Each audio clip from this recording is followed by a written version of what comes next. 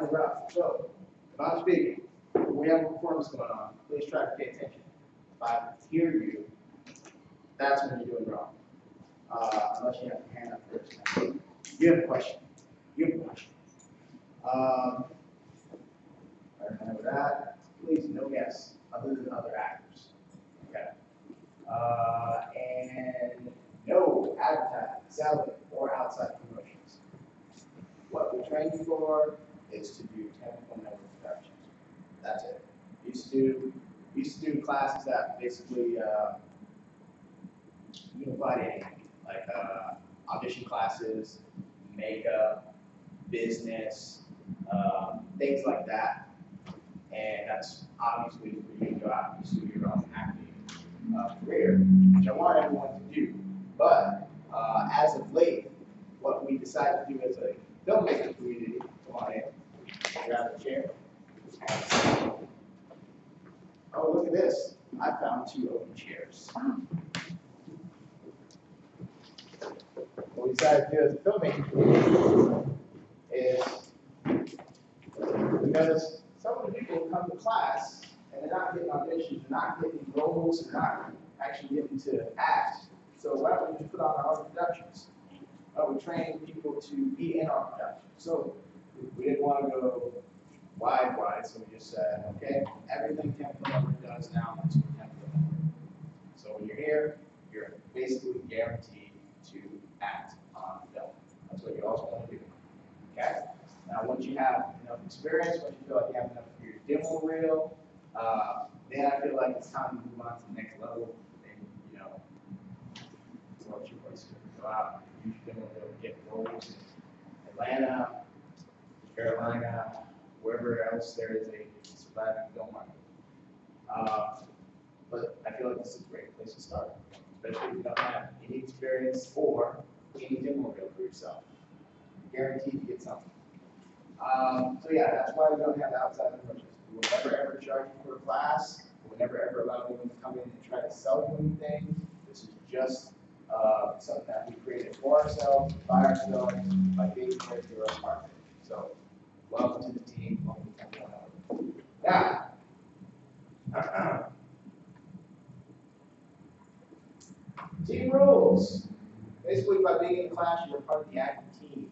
Our responsibility is basically to create characters on film that we can use in our productions. That's why first thing we do when we come to class is what, Sharon? First thing we do when we come to class? Turn the volume up. We also do that. We also do that. But we also, yeah, Whit. Good catch, Whit. We do some character creation. Perfect. So, like every class, we're going to do that. And basically, everybody's an actor until you decide you want to contribute more. So if you want to come in, learn to control moves, so I don't have to go back and forth, that's cool. If you want to come in and do the camera, that's cool. If you want to schedule the classes, that's also cool. Just let me know, we'll work it in, and yeah, everything you do is a contribution. From practicing scenes to creating costumes for the characters that you create, or buying costumes, you're going to spend some money. If you don't already have, let's say, if you do a mailman character, you don't have a mailman outfit at home, you might have to buy one off of eBay. It just depends. Everything you do is up to you. But hair and makeup, that costs money sometimes. And basically performing on film. All of these are your contributions. All of these you get credit for, too. Casting director, well, basically that person will just kind of make sure everyone's getting to do some film work. So if you guys do a lead, we're going to make sure everyone gets to do a lead role, not just you. Everyone's allowed basically to say, I only do these types of roles, or I only do lead roles, whatever.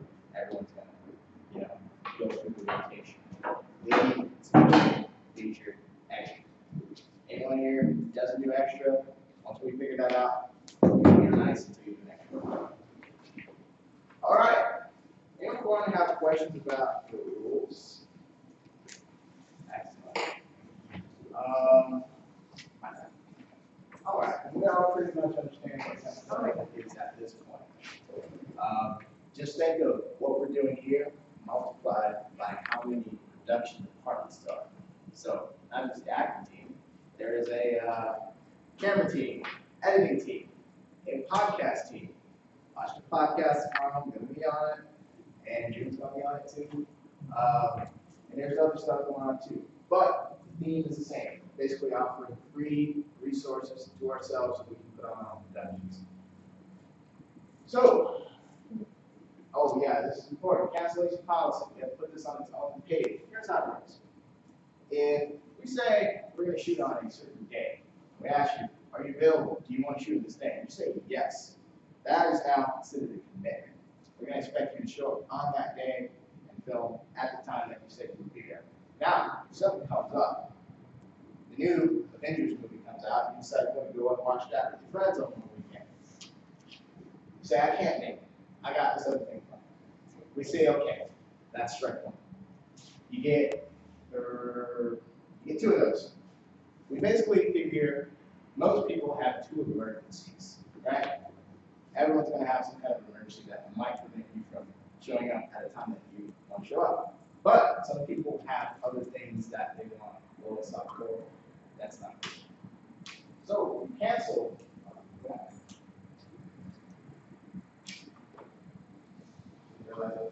So basically what TFN says is you get two emergencies within a 6-month span. So if you cancel more than twice, you are suspended from any productions for 6 months or 12 months, depending. And you're not allowed to say why. Here's why. Some people say they want to go to the movie. Some people say they have an audition that came up. Some people say their grandma got sick and someone died. We only accept emergencies, so we're going to assume whatever the reason you're canceling for is a life-threatening emergency. I'm not going to ask you why. I don't want you telling them why. I don't want anyone judging anyone else saying, oh, I would have canceled my commitment for this reason or whatever. I would say, so don't want anybody judging anyone. We're just going to treat everyone the same. That way it's all fair. Now, having said that, that's Tampa Film Network's policy. My policy is you get one emergency. One and done. One and done. With me. So you cancel once, and if it happens twice, I will not shoot with you for 12 months. I think that's going to be policy. I make it up as I go.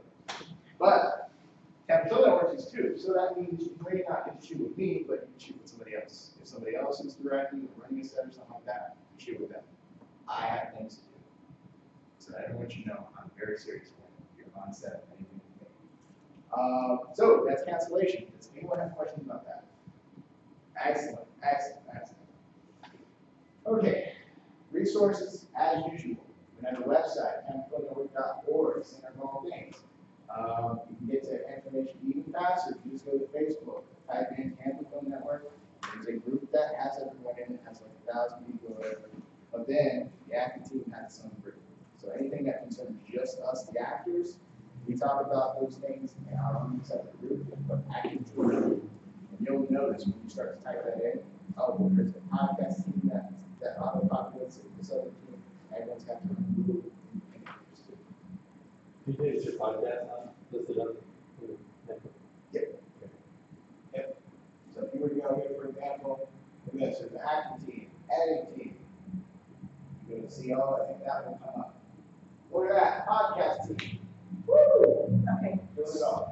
So can I ask a question about that? So that's what I was just looking for. So the podcast is going on tomorrow at 4 o'clock. Everyone's arriving at 3 o'clock? I'll send you some information about that. I will be there actually, at least. Okay. But what we're basically going to do is I think we're going to start at 3:30. We'll go live at 4. Be done by 5. Double check this in. Basically, I have it set up so that if something fails, then we still have the recording. All right. But yeah, that's how you get to all the way from here. If you were to go here, say you're brand new, you have questions, you don't really remember what the email is, you go here to the chat, scroll down, look at that, community chat, just kind of see what the top is in our community. There's also info, questions, assistance, help. Hit that. You'll get me in there, you'll get whoever else can answer questions. That's anytime, every time, all the time. Or you can just go to the website, contact, and like that. That goes directly to the admin inbox. All right, those are your resources. Anyone have questions about the resources? I saw a hand go up. It was just, all right. So where is the podcast? Podcast, we're shooting at Seminole Heights Branch. Maybe not them. Now, if you want to watch it, we'll post a link on in the group here. We'll be posted on my page too. But if you were to go to YouTube,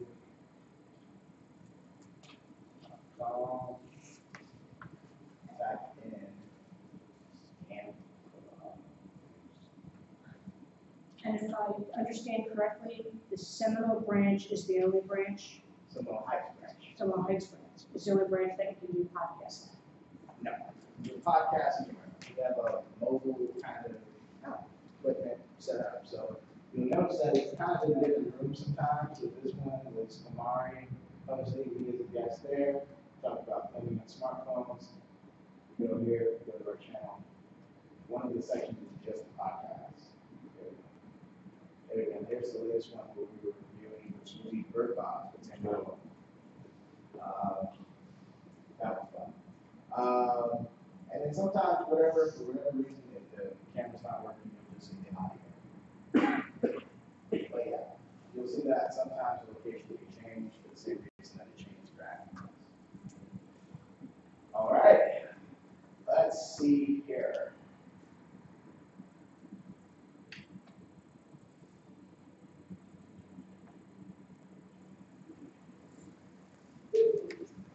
Oh yeah, so what we're about to do is the character creation real quick on paper.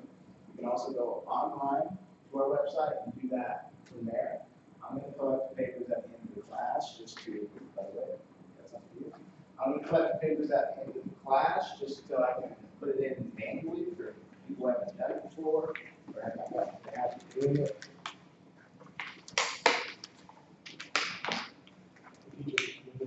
Put that in there. Say again? Yeah. I'll do when you guys help each other out.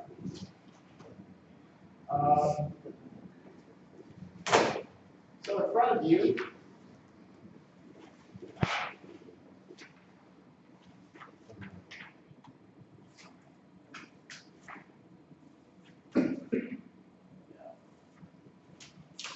you will have a template.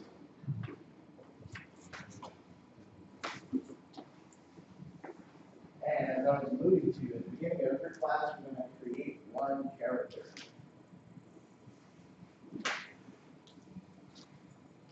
Now, you can fill this in on paper today, but what I was saying is, if you wanted, you could actually just go and do that right here, active T. All the new people stuff is all the way at the top. If you scroll down, you start to see all the real resources available. If I have slides, they're going to appear here. There's a roster with the class names there. There are the videos from the previous classes. There you go, character submissions. This is basically the same info that we're going to fill in on these papers here. Okay? Now at this point, I think everyone here has created an extra. We're all going to be extras at some point, right? On set, you're either going to be Jane Doe or John Doe. So I already explained how this works before. But if we say we need a Jane, it usually means we need a female extra. If we say we need a John, it means we need a female extra. The way we distinguish people for credit purposes is you're going to use your last name. So every guy in here is John, and then your real last name. And then every woman in here is Jane, and then your real last name. What we're going to do, since we got one person that hasn't done it yet, we're going to just go ahead and do that real quick. And in the name box, you'll see Jane or John. Just add your last name to that.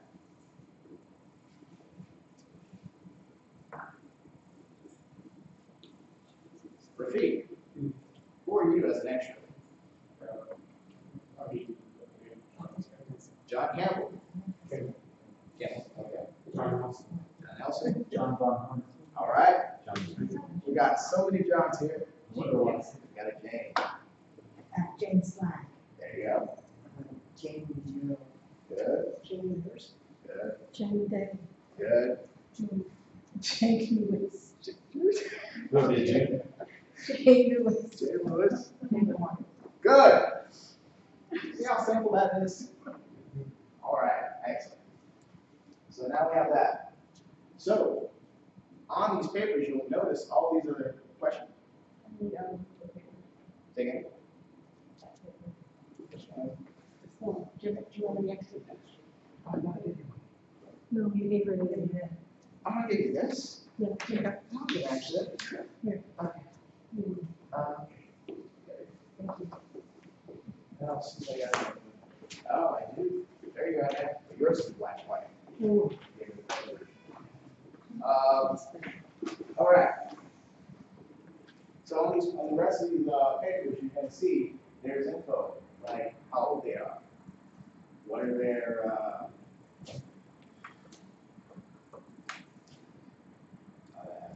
gender, age, occupation, all that stuff. We're gonna fill that in real quick. But before that, for the features, these are the names that you get to put in.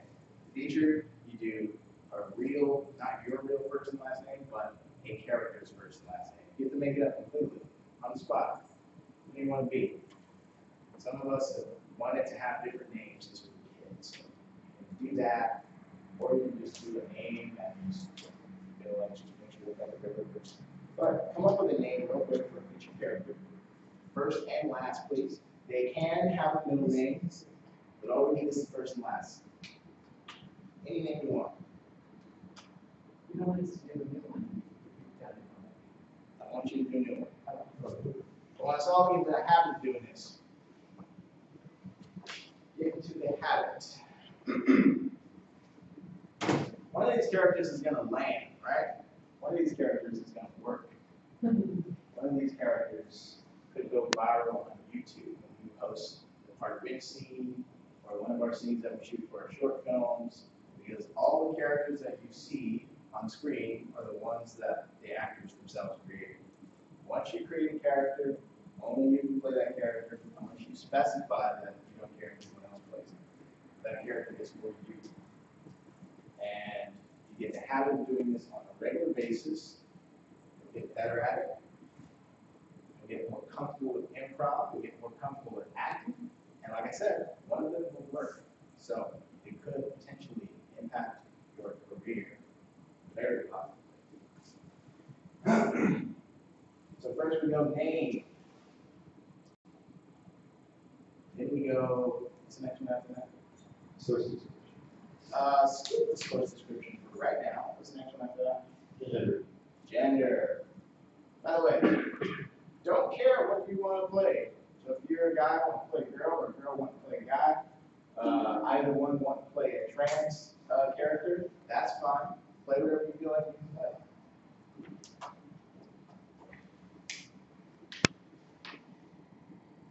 After that, put the age of your character. A good rule of thumb.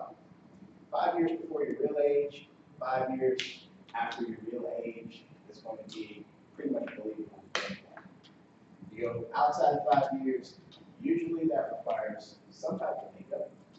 You go outside of 10 years, it may require some prosthetics, skin grafts, special effects.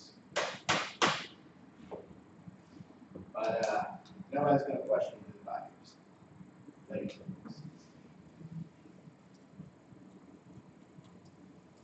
Don't try to look younger. A lot of people want to look younger. It's more about the characters. Just create something that makes sense. Occupation. Pay very close attention to that one. That is important. This has to do with what your character is going to be wearing. Because we don't really care what their occupation is if they're not doing it on film. So imagine yourself as this character at work. Maybe they're a student. Maybe they're unemployed. Maybe their career is something high-powered, like in the business world. Maybe they're just a blue-collar worker. It can be whatever you want it to be. Just keep in mind, if it requires a uniform, don't have a wardrobe budget.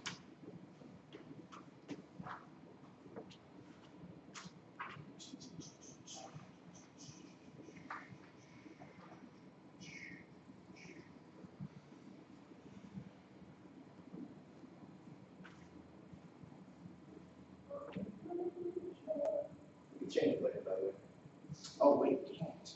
When we collect the papers at the end of the day. Be able to change it at a later date.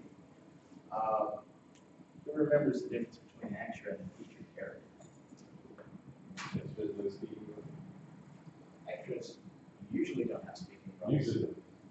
However, a lot of times you see crowds of people speaking, talking, doing all kinds of stuff. Right?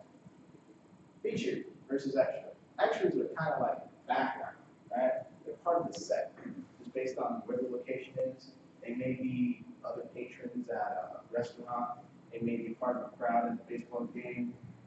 Basically, they're there and they don't really have a function in the story, person-to-person level or a character-to-character level. You get to be a featured character, you usually have some kind of line, and there is some mechanical reason for your character to be there.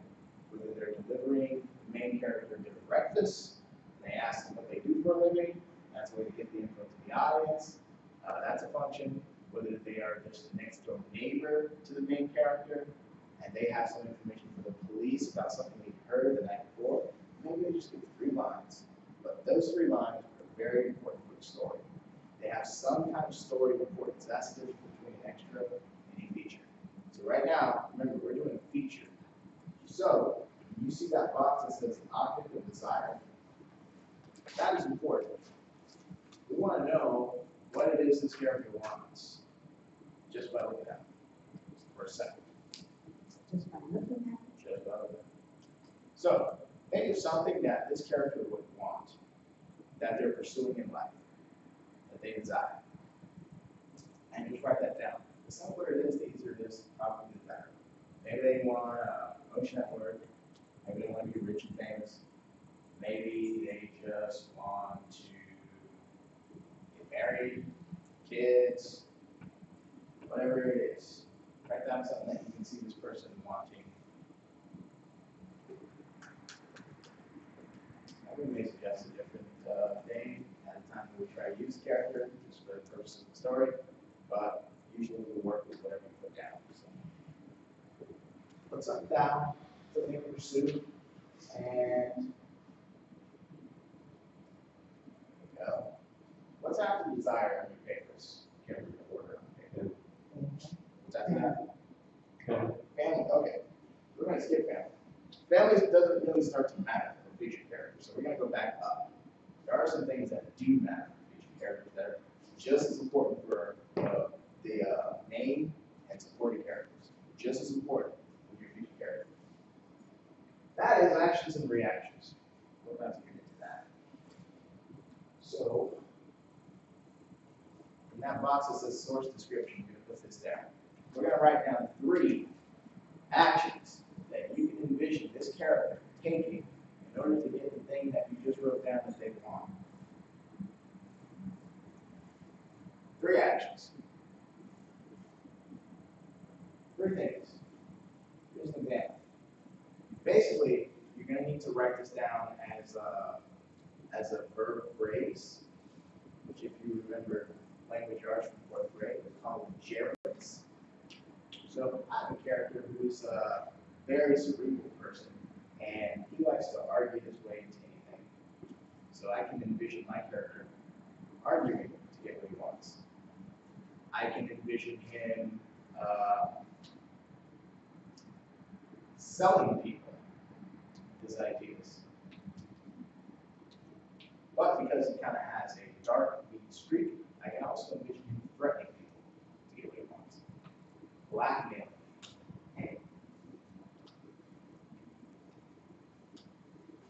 He is all talk, so I don't think he would ever actually murder anyone with his own 2 hands, but I can envision these things. I'm going to write down 3 of these things that you can envision him doing, because in any situation, you need to be able to play this character. And in any situation, these are what they might be doing in order to get what they want.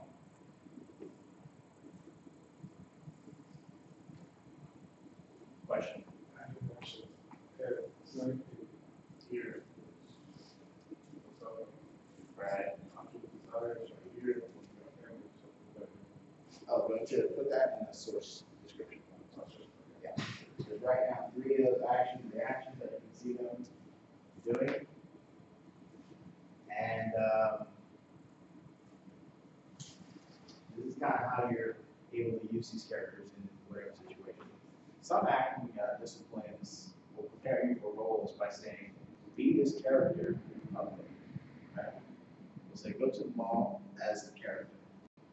Go to the zoo as the character. Go to anywhere where you might have to interact with people in character as a way to prep you for the role. These actions come in really handy in those situations. Because when we get ready to do our exercise, we're going to be improv. You're going to wonder what you're going to do. That's where these 3 actions come into play. The character takes one action to get what they want. It usually doesn't work. So you go to your second action. You go to the third action. Imagine being frustrated trying to get somewhere, like to work or something. Try one street, doesn't work. Turn around, try another street. Oh, there's an accident there. You go to the back roads. Crap, everyone else had that idea. Fine. Well, 2 blocks away. Park your car and get out and run. It's a very important meeting. It's kind of like that. And you also notice action/reaction means these terms can be used in either way. They can be used first, or they can be used as a response to what somebody else is doing. Pam, what's your first action? Talk to the head nurse. Talk to the head nurse. That is very specific to another character. But the talking part makes a lot of sense. Character likes to talk to people for things, right? All right. So that first part makes sense. And what if there's no nurse? That's when that action there needs to be adjusted. What's your first action? Similar though, face-to-face. Face-to-face meeting. Okay. Talking. Option for that. What's your character's first action? Selling. Selling. I like that. What's the second action? Shaming. Shaming. I like that even better. The first thing this character tries to do is sell you something. And if you're not into it or if it doesn't work, the second thing he tries to do is shame you. How could you not want what I'm selling you? You know, who would not want to be involved with this business opportunity? You know, you want to be the only one left out? That's how that would sound. It's effective. I used to do call center. It works. Shame people who buy stuff. My neighbor does have this. My neighbor does have this fancy product. I don't want to be the only one on the block that doesn't. It works. What's your third action? Just out of curiosity. Stretching the truth. Ooh, I like that. I like that because it has to do with the first. But it starts to take a moralistic turn there. Stretching the truth. Not exactly aligned. Definitely deceptive. Cool. So, we're starting to understand how these work, right? Your character tries to do one thing and it doesn't work because that's how stories are. Because in stories you have to have conflict. You don't have conflict if there's opposition to what they want. Imagine being told yes to everything you ever want in life. Now that would be great for us, but it doesn't happen, right? And in storytelling, it is boring as hell. We've seen what happens when there is no conflict when we try to do scenes, right? We try to improvise, it's boring, nothing happens, there's just activity. There is no action, right? All right. So now that we have all those on paper, you can actually keep that in front of you. Keep your eyes in front of the room as we do these scenes. And if you watch everyone else try to be in character and try to take 3 actions over the course of the scene to get whatever it is they're trying to get, you're going to start to understand how these are supposed to work. What we're going to do is a game that I call freeze, where, or we call it scenes, whatever. We only call it freeze when you guys say freeze and come up, but we're going to call it scene words. We're not going to use the freeze part freeze today. But basically, we're going to improvise scenes. Each character is going to have a desire that they want. We're going to try to get their desire over the course of the scene. get all the elements. What are those elements, you might ask?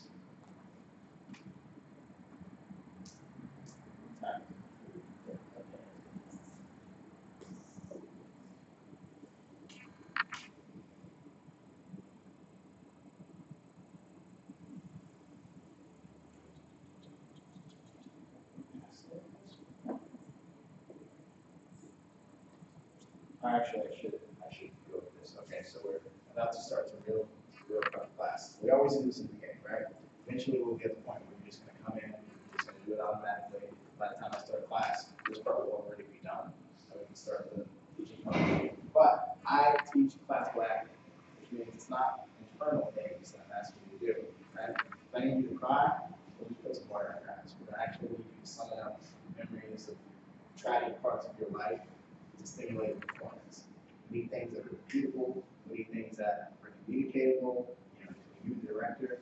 They say focus on subtext, you understand what they mean.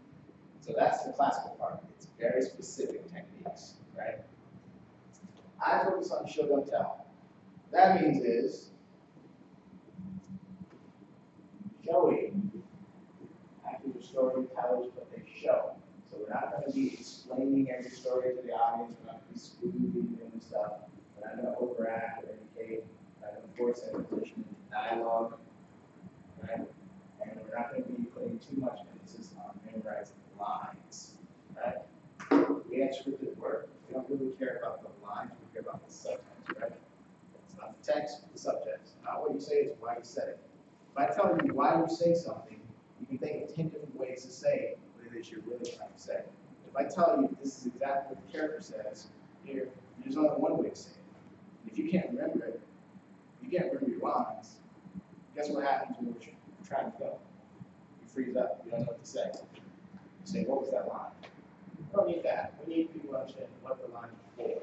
Maybe you come up with an idea or a response that we didn't think of, that's even better. All right.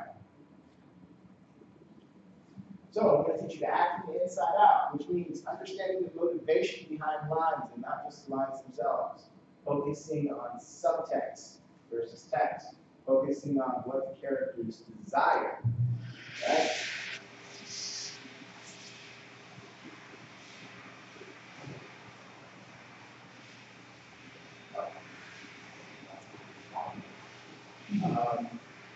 Focusing on what the characters desire. It's the same thing. Maybe you don't understand how to play a character, but you know how to ask for a job, right? You know how to try to get someone to go on a date with you, right? That's the whole point. All right. And also focusing on the first reactions or reactions that the character is going to see. Once you get used to focusing on these things versus lines, character, what they're wearing, all that, be able to perform at a level that is equal to someone who's really prepared, which is on a daily basis. All right? Last thing, the text will come to you. Dialogue, it will come to you if you understand the motivation behind it. Don't worry about improv. It's easy. It is actually the exact same thing as scripted acting. You still got storytelling. You still got characters pursuing desires against antagonistic forces, right? Call it conflict. All right. We still have story values. I'm explain that in a second. We still have a point in the story or the scene where everything changes, right? Where either they get the job they're asking for, the person decides to go out with it on that date or whatever. We have something in the story that changed, right? That happens every single time, every form of storytelling. If it doesn't happen, it means you don't have something essential. You don't really have a story. All right. Now, yes, so basically the tenets of everything I teach are understanding story and structure, acting from the inside out, using classical skills, and avoiding bad habits. It's probably one of the easiest things they'll be able to teach is what not to do, right? All right, this. Go straight to there we go. All right. If you have this, pull it out. If you don't have this, I'm coming around with it. There you go. go. There you go.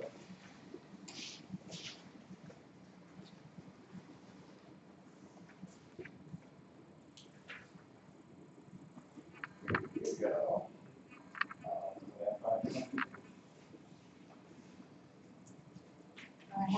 Share the copy of that. Great. Happy copy with that. You don't have to. Yeah, everything's ready. One second.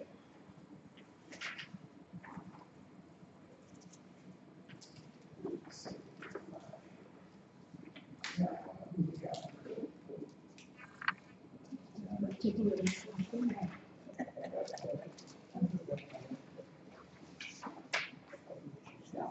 Oh, I gave you that one. Yeah. Cool. You can write on these, all right? You can keep these. All right. Let me just explain. All right. You can use this as a way to analyze every scene. You can also use this as a checklist that you're going to see if any of these are missing. When we come up here and do scenes, it'll be glaringly obvious, right? The first thing you want to know if you're doing an analysis of the scene, or if you're making one up on the spot, is what is the overall story? So what is the synopsis of the scene? What is the story about? Try to put that in one sentence. So imagine if I hand you a script, anything scripted, sum it all up to one sentence. What's the story about? What's happening? Or in this scene, what is happening? All right.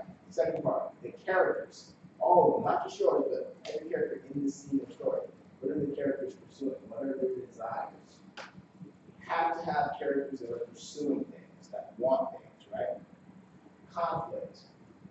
Now, for you, what is opposing your character in whatever scene you want? If you're the character who's trying to get a job, then the conflict is going to be between you and the hiring manager who wants to know what's different about you than every other person he's going to sit down with in the interview.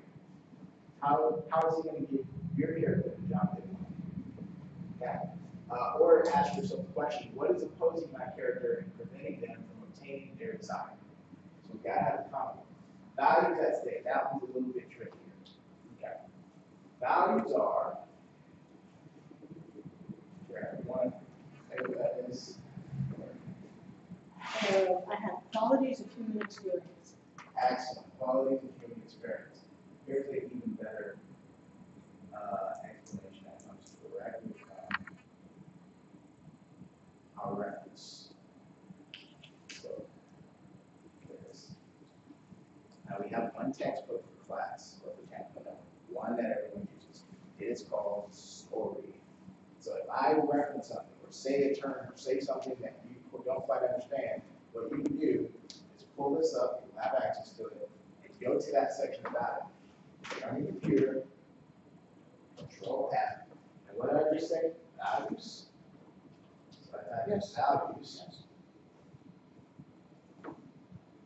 And I go to every mention of values. There's a section on it. Here we go. Story values are the universal qualities of human experience that may shift from positive to negative, or from negative to positive, from one moment to the other. These are examples, okay? Alive, dead. Obviously, you know which one's positive versus negative. Is a story value as much as love, hate, slavery, freedom, truth, lie, courage, cowardice, loyalty, betrayal, wisdom, stupidity. All such binary qualities of experience that can reverse or change at any moment are story values. If we're in a romantic comedy, our main story value is going to be love, right? And every scene, something changes, right? People are falling into love and out of love and pursuing love, right? So we're going to measure that with story values. In any scene that you have, whatever is the most important value for the story, if it's a crime story, it might be justice. It's at one end of the spectrum or the other, or somewhere. It's either positive or negative to a certain degree. That's the whole point of this. You need to understand that so that you understand that something is going to change by the end of the scene. They may be moral, which is like good and evil, ethical, which is like right and wrong, or simply charged with value, such as, so like hope and despair. That's neither moral nor ethical. But we certainly understand when we're at one end of the experience or another. Right? So alive and dead, right? Positive and negative. that's one value that people have. Now, you can still be positive, and now we have the alive part, right? You can be alive, but barely alive, like on life support, for example. So you're technically alive. You can technically be dead. So like when people's heart stops, they don't have any blips on the screen or whatever, they're technically legally dead. But then they come back, right? They get resuscitated. That's also an experience. You can be alive and have cancer, so you know you're going to die. So whatever story that we're in, just know that story values are a huge part of it. Writers are keeping track of this. There's a story value at stake, it's at one end or the other end, and it's swinging back and forth until the story brings it to its final place. And that has a lot of meaning. All right. So when we say that, it's going to play a part in the scenes that we're about to do too. Coloring subtext. Okay. Now this is super important now. Let me take you something real quick here.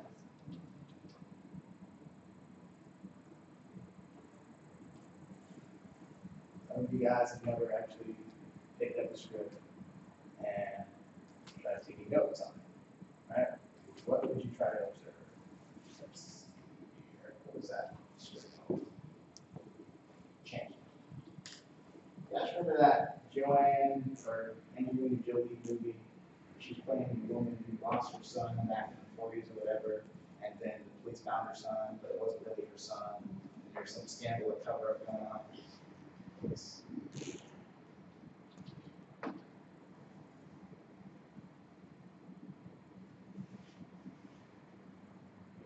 change the scene.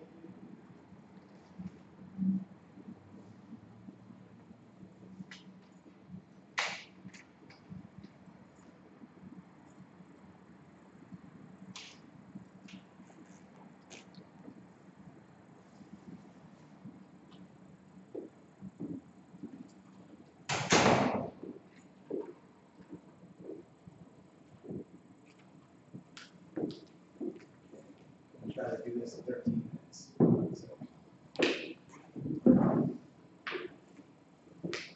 All right, so we're going to look at text versus subtext. Oh, you made it. Good shit. I'm telling you. Got a spiritual awareness. Okay. All right, so text versus subtext. Please pay attention to this. All right, just as personality structure can be disclosed through psychoanalysis, the shape of the scene's inner life can be uncovered through a similar inquiry. If we ask the right questions, a scene speeds up, or a scene that speeds past in the reading and hides its flaws, breaks into ultra slow motion and opens up and reveals its secrets. It's a little bit spiritually describing things.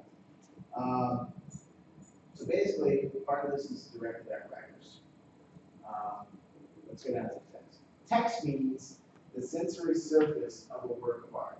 In film, it's images on screen and soundtrack of dialogue, music, and sound effects. It's everything we see, everything we hear, what people say, what people do. Subtext, that's text. Now subtext is the life underneath that surface.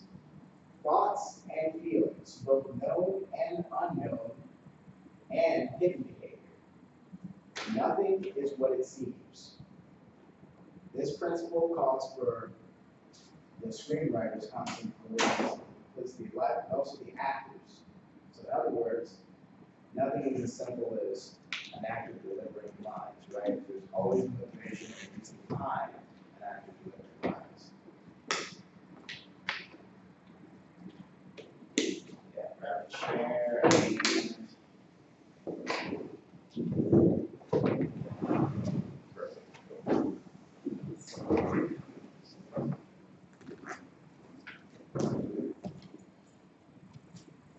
all right. It is about your recognition that everything that exists always exists on two levels. And that, therefore, we must write or act with this simplicity in mind, right? So first we have a verbal description. That is the script or the scene description that you're going to see in any script or screenplay. And that describes the sensory surface of life, the sight, the sound, the activity, and the talk. The second is we have an inner world for conscious or unconscious, the inner world of unconscious or conscious desire, actions and reactions. You're going to notice a lot of these terms are mentioned throughout, the same terms that I talk about in acting are in here. You know, a lot of this is directed at screenwriters too. We're all storytelling. Actors, camera people, everyone. That's why we have this book here.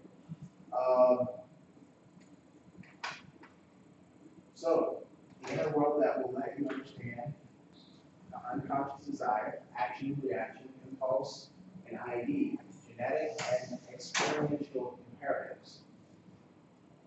As in reality, so in fiction.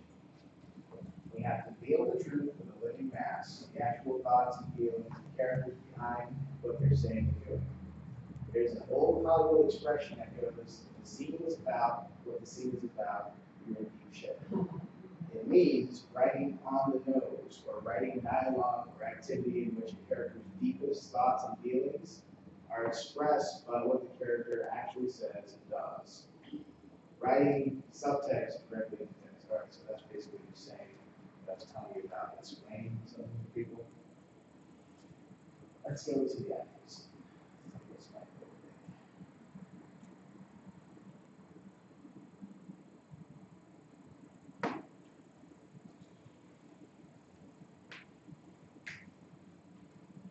All right. Let me just give you the synopsis, but here's the actual scene that we're going to go through. You can see the dialogue, everything written just like it is in the screenplay, but also the notes that you should be taking. Let me just give you this actual story here. So there'll be a lot of us know what's going on this. This is about Rick Blaine. He's an anti-fascist freedom fighter, and Ilse Lund, a Norwegian expatriate. They meet in Paris in the 1940s. They fall in love and begin an affair. He asks her to marry him, but she avoids an answer. Rick is on the Gestapo arrest list. Gestapo are like the German secret police. On the eve of the Nazi invasion, the lovers agree to meet at a train station and escape the city together. But Ilse doesn't show up. Instead, she sends a note saying that she loves Rick, but will never see him again. 1 year later, 1 year later, Rick runs a cafe in Casablanca. He's become an isolate, determinedly neutral. He's uninvolved in all personal and political matters. As he says, I stick my neck out for no man. He drinks too much and feels as if he's killed his former self. Then, Ilse walks in on the arm of Victor Laszlo, who is a renowned resistance leader. The lovers meet again. Behind their cocktail chat, their passion is palpable. Ilse leaves with Laszlo, but Rick sits in the dark cafe, drinking through the night, waiting. Hours after midnight, she reappears. By now, Rick is very maudlin and equally drunk. Ilse tells him, guardedly, that she admires but doesn't love Laszlo. Then, before she can tell him that she loves him, Rick, in drunken bitterness, belittles her story by comparing it to that told in the brothel. Staring at her with a twisted smile, he adds insult to injury. And he says, tell me, who'd you leave me for? Was it Laszlo, or were there others in between? Or aren't you the kind that tells? This slur, implying she's a whore, sends her out the door as he collapses in drunken tears. All right, that is our setup for what is about to happen. Okay, the next day, Ilse and Laszlo go out and search on the black market for exit pieces. While he tries to make a deal in a cafe, she waits at a linen stall on the street. Seeing her alone, Rick approaches.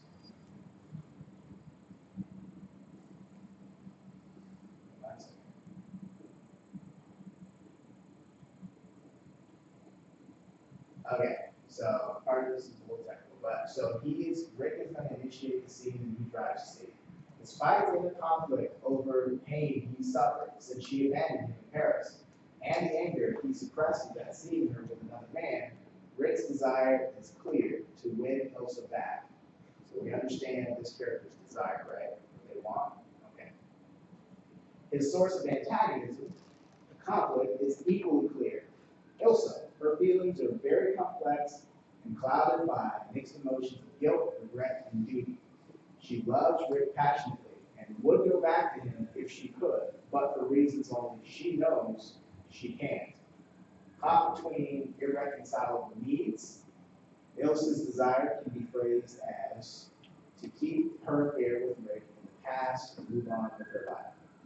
Although entangled with inner conflicts, their desires are in direct opposition. So a lot of the times we come up here with new scenes, I'll say, come up with a desire for your character. Whatever that is, it goes in one direction. The other character, usually their desire is in the opposite direction. If you want a job, they're the hiring manager, they want to be doing their day, they don't want to hire anyone. Creates conflict, right? Creates a scene. Okay. So, whenever you are looking at a scene on paper, and we say note the conflict, or write down the conflict, you also, as far as the values at stake, you want to find out what is the value at stake in this story. It's love. You want to know what the charge is in the beginning. So, love is the value at stake that governs the scene. Rick's insulting behavior in the last scene turned the value towards the negative. Yet, it leads to the positive because the audience and Rick see a ray of hope. In previous scenes, Ilsa has been addressed as Miss Ilsa Lund, a single woman traveling with Laszlo. Rick wants to change that. All right, so here is the scene. Fine. Exterior, bizarre. Okay. All right. The sign over the Arab's vendor stall reads lingerie. He shows Ilsa a lace bed sheet. Now, this is not in the script. This is the note that you add. It says vendor's action selling. So here's error. You'll not find a treasure like this in all of Morocco. Not in, that's a French word, right? Okay. Just then, Rick walks up behind her. Again, added. Rick's action is approaching her. So, if you have a script, you see he walks up behind her, you want to write down or color in, is what the term, as a note, he's approaching her. That's his action. It's important to put words to that action. Without looking, Ilsa senses his presence. She feigns interest in the lace. Ilsa's action. Ignoring him. Vendor holds up a sign reading 700 francs. Only 700 francs. Me too. You're being cheated. No. Rick, can you read it? Rick? Or Wit, can you read Rick? Yes. You're being cheated. Okay. EJ, you want to read one? Ilsa? It doesn't matter. Okay, thank you.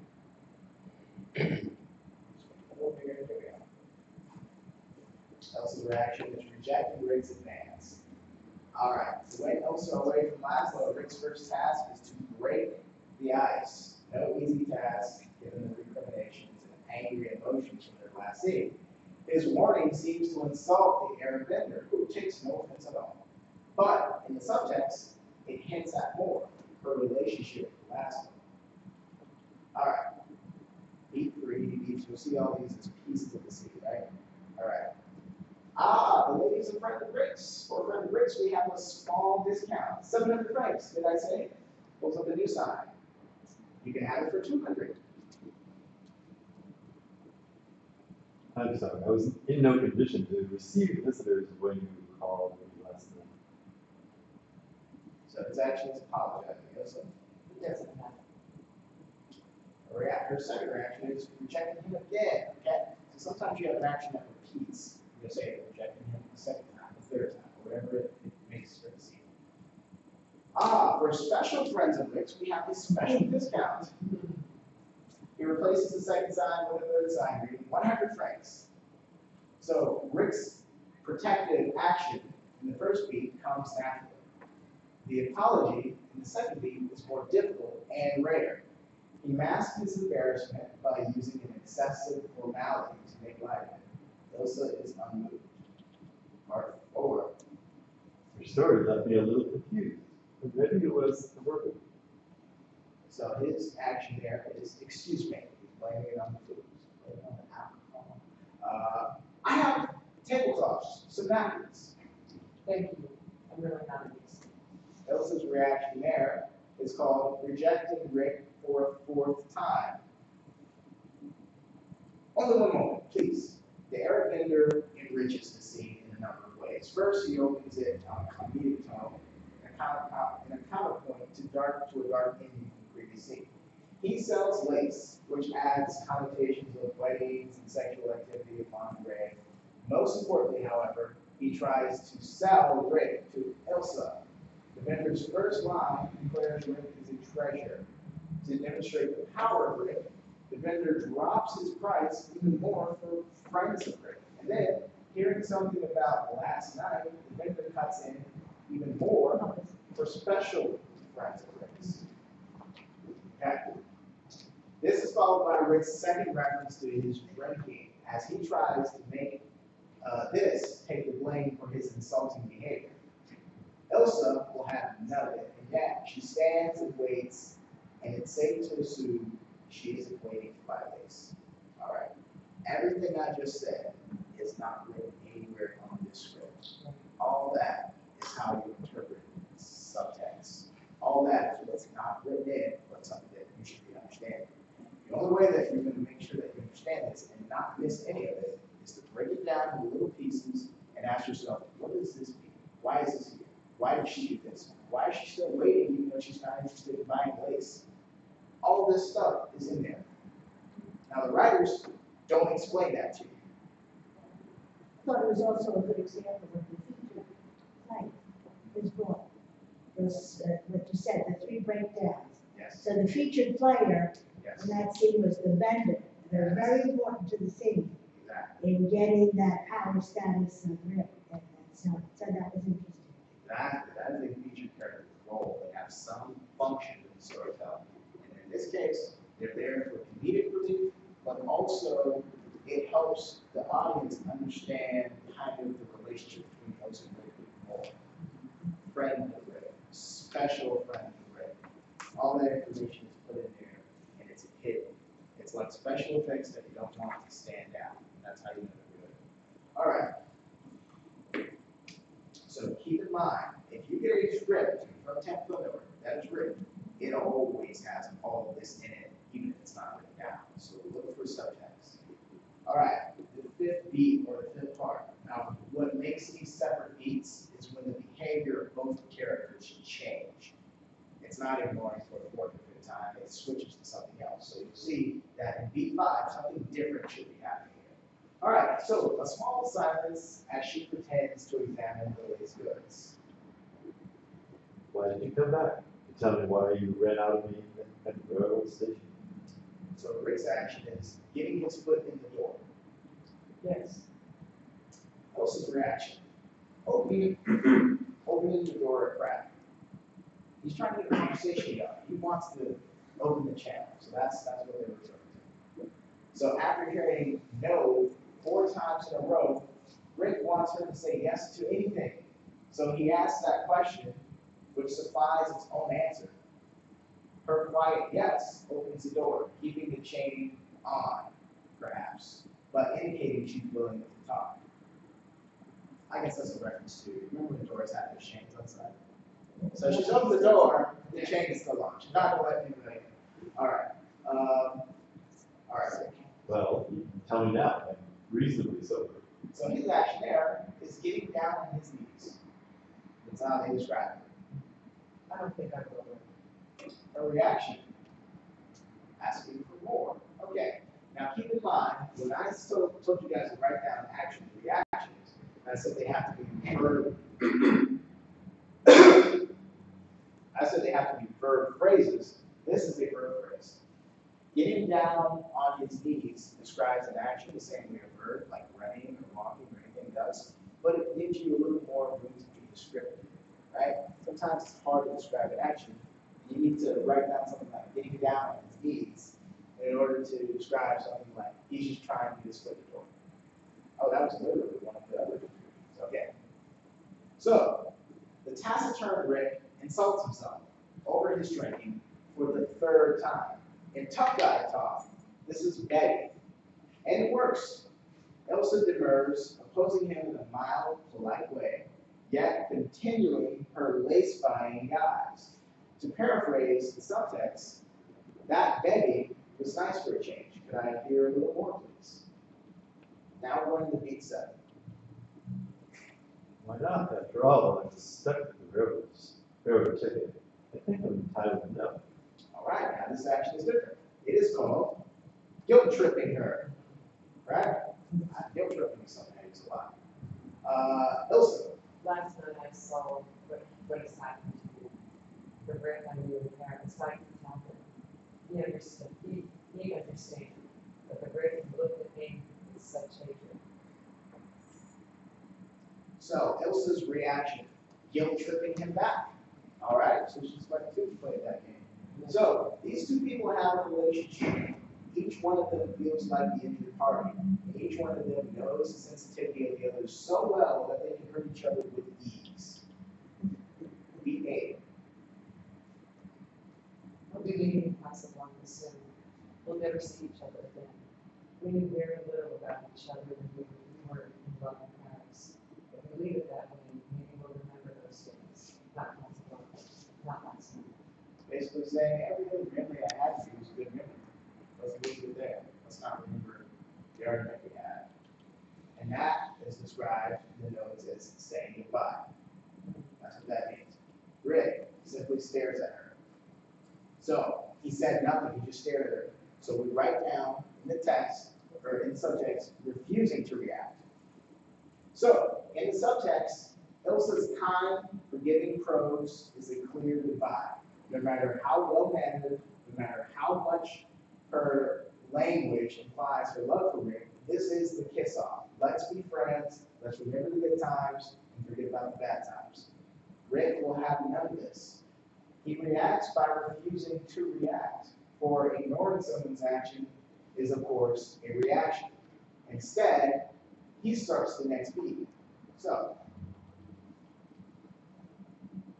loud and intense. Low and touch. Did you run out on me because you couldn't take it? Because you knew what it would be like, hiding from police, running away from all the time. His reaction, or his action, is called calling her a coward. You can believe what you want to. Her reaction is calling him a fool. So, Rick's had a year to figure out why she left him. And his best guess is that she was a coward. She, on the other hand, dares death with Laszlo every single day. And so she insults him in return with the cool sarcasm that implies, I don't care what you think, fools believe that kind of nonsense. If you want to join them, go ahead and believe it too. B10. Well, I'm not running away anymore. I'm settled down. Above solidity. It's true, but walk up, fight, I'll be expecting. What does that mean? Sexually proposition. If we get that, I don't see sex anywhere in here, but the meaning is clear. Well, I'm not running away anymore. I'm settled down. It's above the saloon, it's true, but walk up a flight. I'll be waiting. It's so subtle. I'll be expecting. I'll be expecting. There you go. I'll be. He's so sure. That's subtle, right? That's not explaining, that's just doing it, right? So, Elsa drops her eyes and turns away from her. Her face shaded by the brim of her hat. So her action is hiding her reaction. Ooh, what's that tell us? All right. Despite her denials, he senses that her feelings lean the other way. He remembers their sex life in Paris and he is seeing the cold, aloof Laszlo. So he takes a chance and propositions her on the street. Again, it works. Ilsa, she also remembers and she hides her blush under the brim of her hat. For a moment, Rick feels she's within his reach. He can't resist sticking his foot in his mouth. All right, here's beat 11. This scene has 11 parts to it, right? Go ahead. All the same, someday you'll lie and lots of you'll be there. Ooh. So his action there is calling her a whore. No, Rick. You see, Victor Laszlo was my husband. It was, even when I knew him in Paris. Okay. That's the one.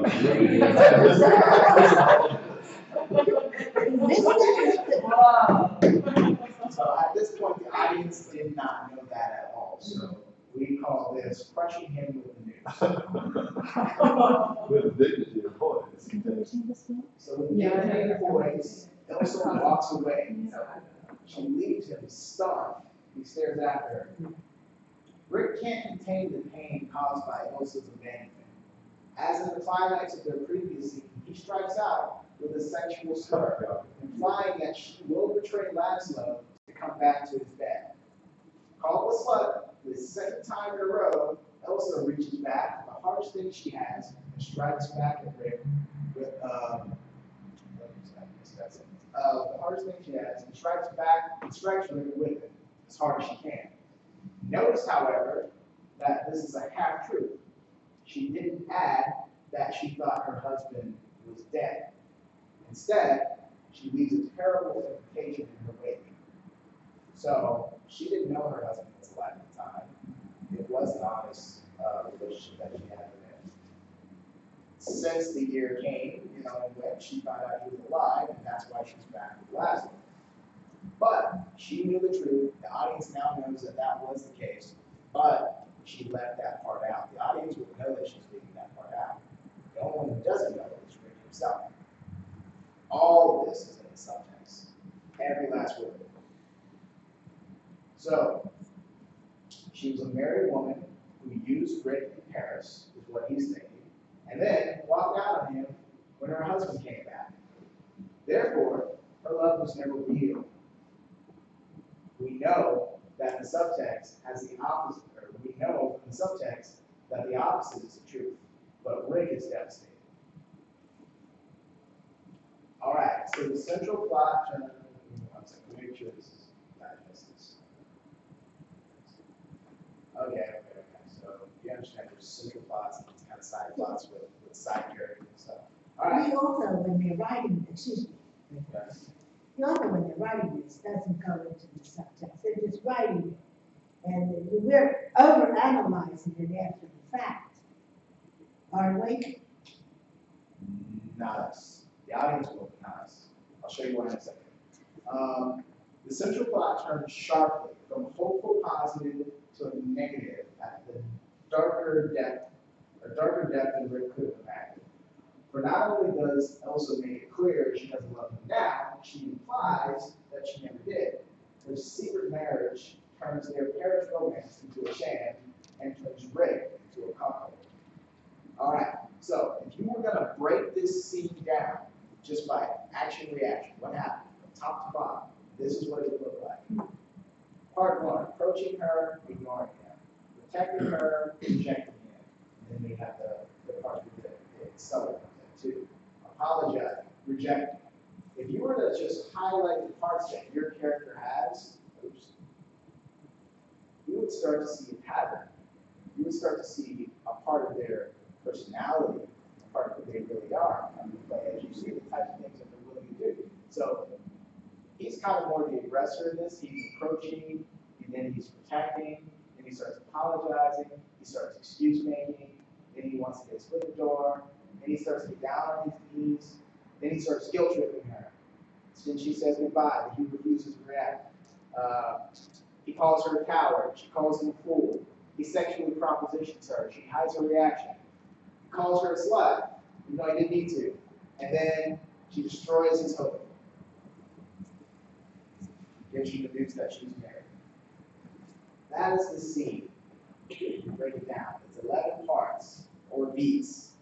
Remember, a beat is when they change the behavior. At part 4, you can have a rejection 4 times, but because it's the same action over and over and over, it doesn't change beats until, oh, opening the door. It's a different behavior.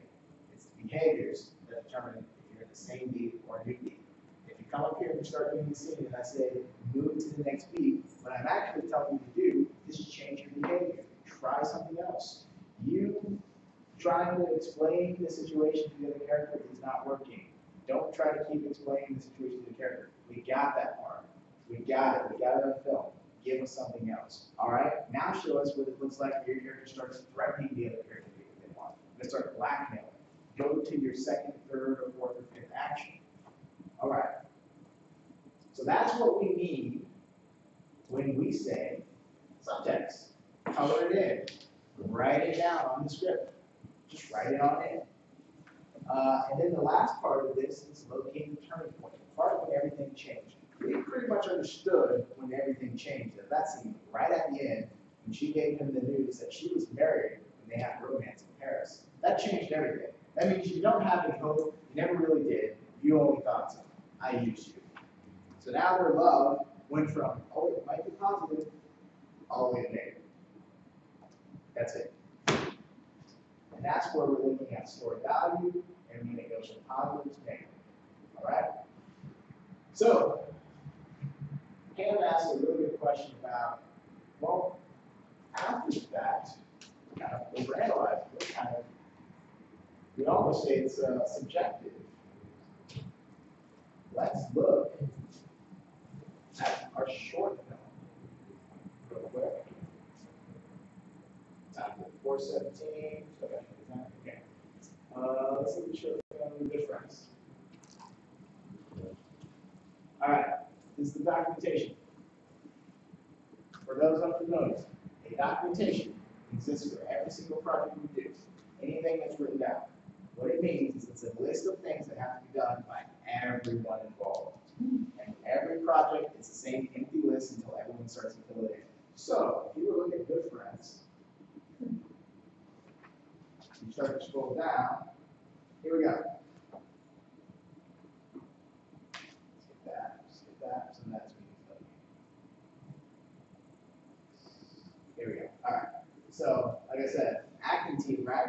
But also writing team, camera team, director's team, editing team, media team. Everyone who makes a thing together has access to documentation. People who go first are the writers, right? So if you look here, oops, do this. All right, the writers, their section is first. They come up here and they say, okay, here's the name of the, oops, no, too far. That's the teams. So they say, okay, here's the name of our story.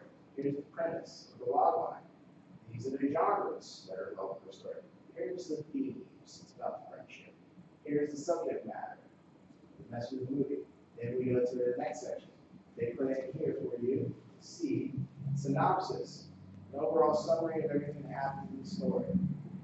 All right? Then they got story elements starting with the setting. They describe where the story takes place in that box there, usually bigger. Then they got the character breakdown. This is the point where we start saying, all right, this person plays this role, this person plays that role. And we start to see who's playing what role. Sometimes you see two faces for one character, like here, right here. Felix Marshall. He's got Brad Mayer and Matt Addison. Two actors for one role. Matt is the alternate, in other words, the backup. If Brad called us on the first day of shooting, we've got 7 scenes to shoot with him, and he says, I can't make it, I have an emergency. Cool, you know? Matt's now in your role. We've got to do this. We've got all these people organized, be here on this day. We're not killing anybody. We're not going to cancel the entire shoot because one person had an emergency, right? We never cancel if unless it's basically a hurricane and a tornado and we're all going to die. That's the one time we cancel. I certainly tell him to cancel. But, so, he would have filled in if Brad didn't show up. He did show up, and he played a different role. So usually for the most important parts, we'll have the person play, and then the alternate, the backup, just in case. So if you go here, you see the characters on the right, you see who's in the part to the left. If we don't have anyone to the part, that means it'll be empty and you'll just see the character.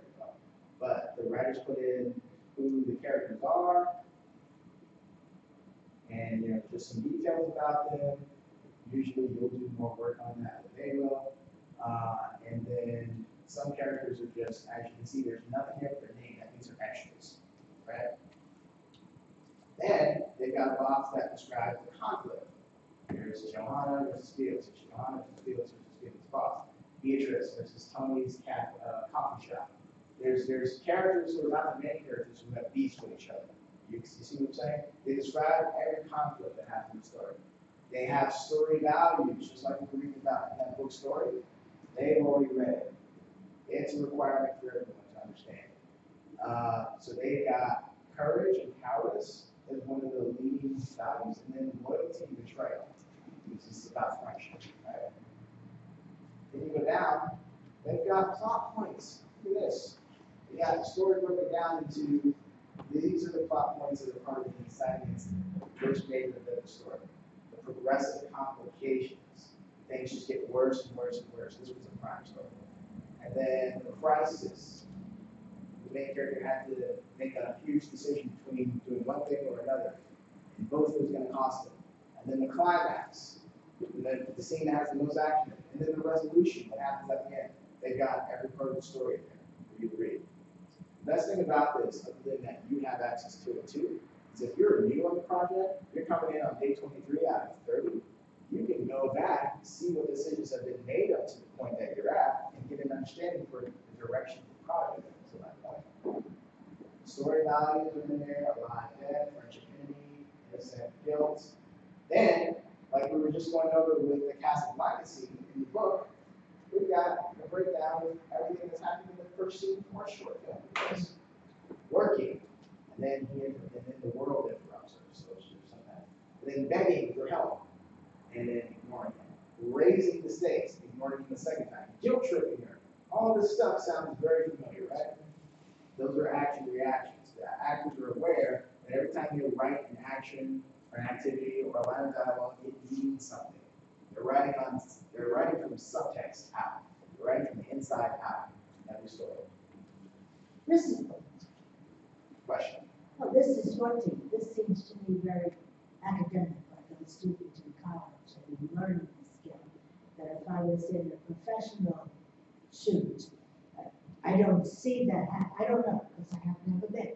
And it doesn't seem to me that all that thing would be in there. It seems to be for a student. It may be understood in but I don't know. I'm asking. I don't know. So some people plan it out more than this, some people plan it out less than this. We know what lessons are, right? Sometimes you just get a script Yeah. and get the time to show up. They don't get a call sheet. We got a call sheet. Yeah, question. Okay, the question you're asking, because I have worked professionally, he's right, it all depends on the people you're working with, and it all depends how much information you want to put out. And then there's some people that they barely give you anything. So what he said is right on target in the sense of, that's not so much, he's trying to show us and teach us, but the fact is that you don't know until you get to the project what you're dealing with. It could be very professional, could be middle ground, or it could be like you fly by the seat of your pants. Yeah, we saw this weekend, Andy provided us with the documentation of a SAG product, and it was exactly like this. But it didn't go into actions and beats. It had beats in it. Sometimes, not, I don't think, well, look, you gotta think about it like this. When millions and millions of dollars are on the line, there's a reason they want to know that a certain event in the story is happening by page 12, by this page, by that page. They're calculating millions of dollars, right? Mm-hmm. Us, we don't want to waste anybody's time. We want everyone to know exactly what's going on. We want everyone to understand exactly what's happening in the story. Number one, so that you get how it works. Number two, so that you can be more invested in it personally, right? Number three, it just helps, right? So if you were playing Johanna, you would would see these are all of her actions. We would start to see the pattern that forms with her personality. She's a leader. She's leading, ignoring, lashing out at him. She does all these things, right? And you can see him on the opposite side being a follower, trying to help again, apologizing, reminding her about the bread, following, refusing to go, being skeptical, apologizing. You see these patterns.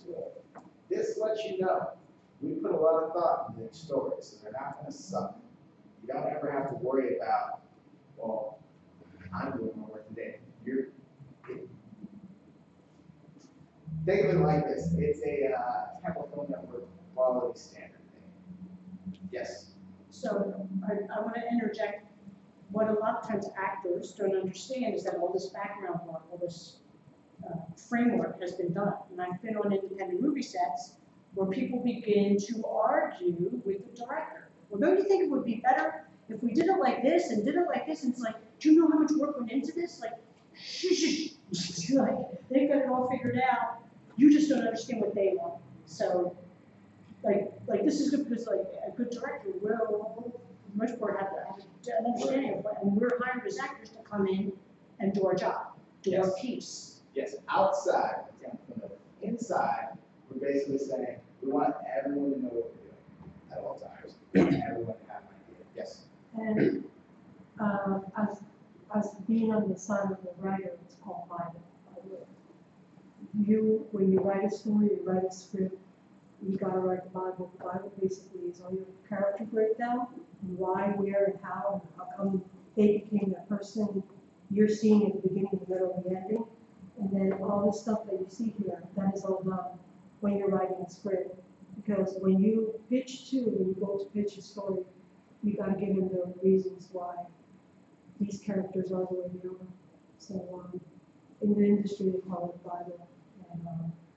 And at this level, we're in there now. We refer to this as documentation.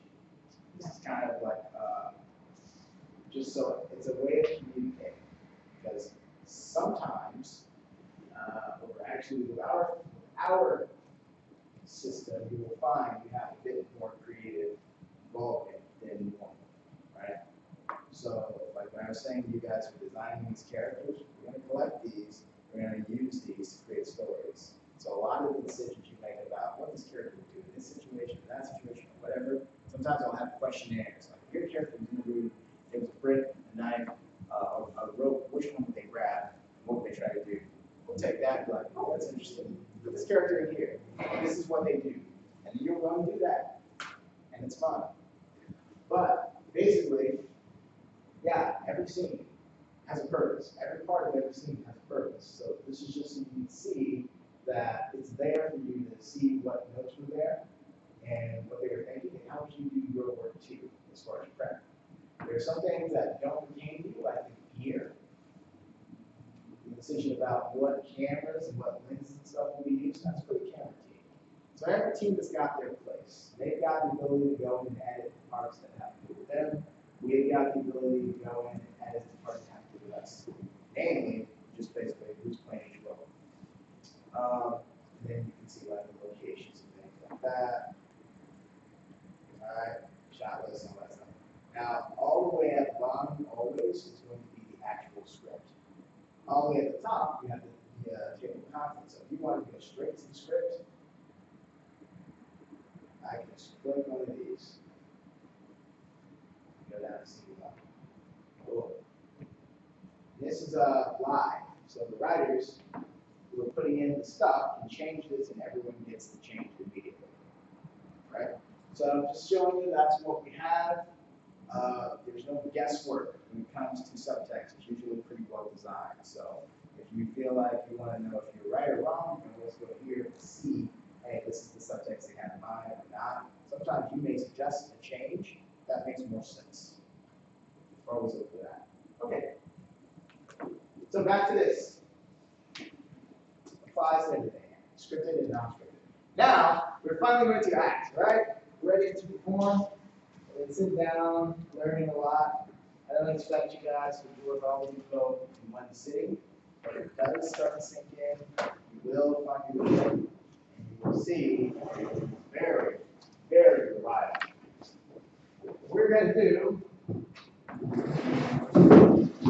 start with one-on-one seats. We're gonna need 2 volunteers. June, always ready to go. I love it. Come on up. All right. And Chevy, welcome back. What else we got coming up here? Sharon. All right. Now on our home page for the class, you will see they are towards the top always because they come in and do the work. I like to grade people. So if I see you doing well in dialogue, I will give you those points. It goes into the system. You gain more points, you move on up the ladder. The first place, second place, third place thing is not there as a competition. It's there to tell you, hey, these people are good at these types of things. So if you want to get better at dialogue, maybe talk to Sharon, she's great at it. Or maybe talk to you. They actually both are great at dialogue. Or any other skill. You'll actually be able to go in here and see what grading I or another teacher graded each of you for a particular skill. If you don't see any stars, it means we haven't seen you do it yet. It doesn't mean you don't have the skills. But, so, what we're going to do, we're going to start very simple here. Neither of you have a hand base person yet, right? Cool. Of course you do. But we're going to go from scratch and see what happens here. So we're playing the character we just presented, or we're just playing some other? I'm going to let you decide that. We're going to take this step by step. So, June, what's your character's first and last name? Grace Marshall. Grace Marshall. All right, this is called a face-off, by the way. What's your character's first and last name? I'm just going to go with Jane Withers. Jane Withers. Okay. All right, let's get more into this. What's your character do for a living, Jane? She is a very sophisticated real estate broker. So it's multi-million dollar homes. Gotcha. It's a very specific product. Okay. What's your character do for a living? She's cashier. Cashier. Love it. All right, now the fun part. Whoever says it first, decide where it is. What's our setting? What's our location? We are at the real estate office. Your real estate office? Yes, my real estate office. All right, she should set the stage. So, as I look to my left and my right, which one will be the best? This is a figure to you. Now, for our observers, look on your papers here. Think about the information you have so far, right? There are some boxes that you don't have information yet. For example, you don't have content. Now, the part that you will not say to me out loud, but you will know in your heads. What does your character want that they can achieve here and now? So if they've got goals like I want to be an astronaut, cool. But now that we have a location, think of something that you can achieve right here. Put that desire in your head, don't say it out loud.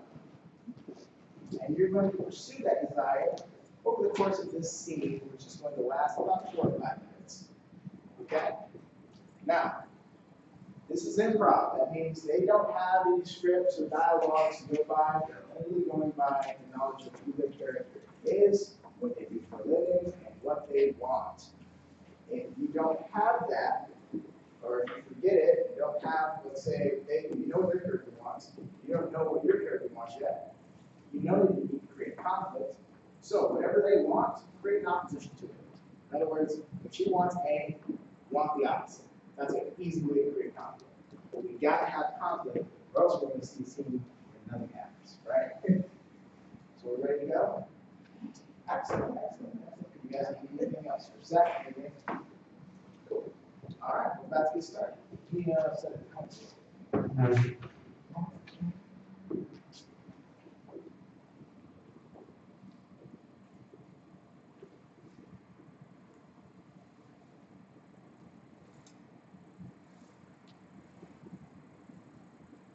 All right, whenever you're ready. Hi, thank you so much for coming in. I so do appreciate you making the effort. Sure. I brought you home, and I do apologize for not being able to take you earlier. Yes. That's okay. You're busy. Yes. It is beautiful, right? It is. One of the things I wanted to quickly talk about with you to somebody who was on the lottery? I did, right, right. About how much money, if you don't mind me asking, I'm not trying to pry, but. No. Yeah, okay. But you were a cashier before? Yes, I still work. Oh my gosh, well, I gotta do something. Wanna win for, Once I start drinking. well, let's hope you still wanna be a cashier a little later on. Yeah. But I'm gonna be so happy to help you find your dream. Okay? Sure. Right, tell me specifically what you're looking for. On the water. Oh, great, oh my gosh, we have a lot of great waters here in Okay. Florida, I'm gonna yes. need a lot of bedrooms for my family and everything, so probably 7, 8 bedrooms. 7 bedrooms, 8, well, let's go with 8, let's be able to accommodate a little bit more people too, okay? And probably bathrooms for every bedroom. Oh, okay. And, you know, push up the doors. Cool, great. And, Okay, good. Now let me ask, a lot of people when they come into money don't say that you're gonna be one of them. However, they wanna live where celebrities are and that sort of thing. Are you looking for something in that type of an area? I didn't even think of that. Right, you know, because at this point, if you have that type of money, you live in the type of area, Yeah. you know, you're a little bit more safe, gated community, that sort of thing. All right, Yes. let's get to the next beat, Jim. Yeah, that sounds great. Okay, great. How much money are you willing to spend? I'm thinking I can go as high as 2. 2 million? 200,000. 200,000. Okay, okay, all right, I will do that, but we'll see what we can find. I'm gonna be honest with you, getting an 8-bedroom, 8-bath, at 200,000, I don't even know where in the US. All right, pause. All right, so, good. Up to this point, there's pause in the action. Everyone understand what's going on in the scene? All right, we know what each of them wants, right? Cool. Now we know definitely what June wants. Okay, she got to the point where she needs to know this person can afford it, right? She just basically said she can't afford it. 200,000. All right. So now you think, I still want what I want, right? How can you get there? How can you get her there? Okay? So let's try to get the next sales strategy here. When somebody wants something they can't afford, there's usually some kind of solution to get them there. Just have to agree to get them to do it, right? All right, so that's what I mean. You go to the next beat, now you need a new behavior. Get what you want. Well, I'm gonna be honest with you. Okay. You know, 8-bedroom, 8-bath is luxurious. And in order for you to get there, you wanna get there right. Sure. Now, you're really gonna have to spend some money together, because the kind of people that live in this kind of homes generally are a little bit more, it costs a little bit more money, and you would wanna be able to do that. Live at this lifestyle and provide your family with that lifestyle, right? You know, I have an idea. Okay, good. You know how there's like double wides? Well, what if we put them like 2 together this way? And then 2 together this way? I'm just thinking about trailers. Yeah. And like, can they break through? Instead of giving you enough bedrooms and bathrooms, just put like 4 together.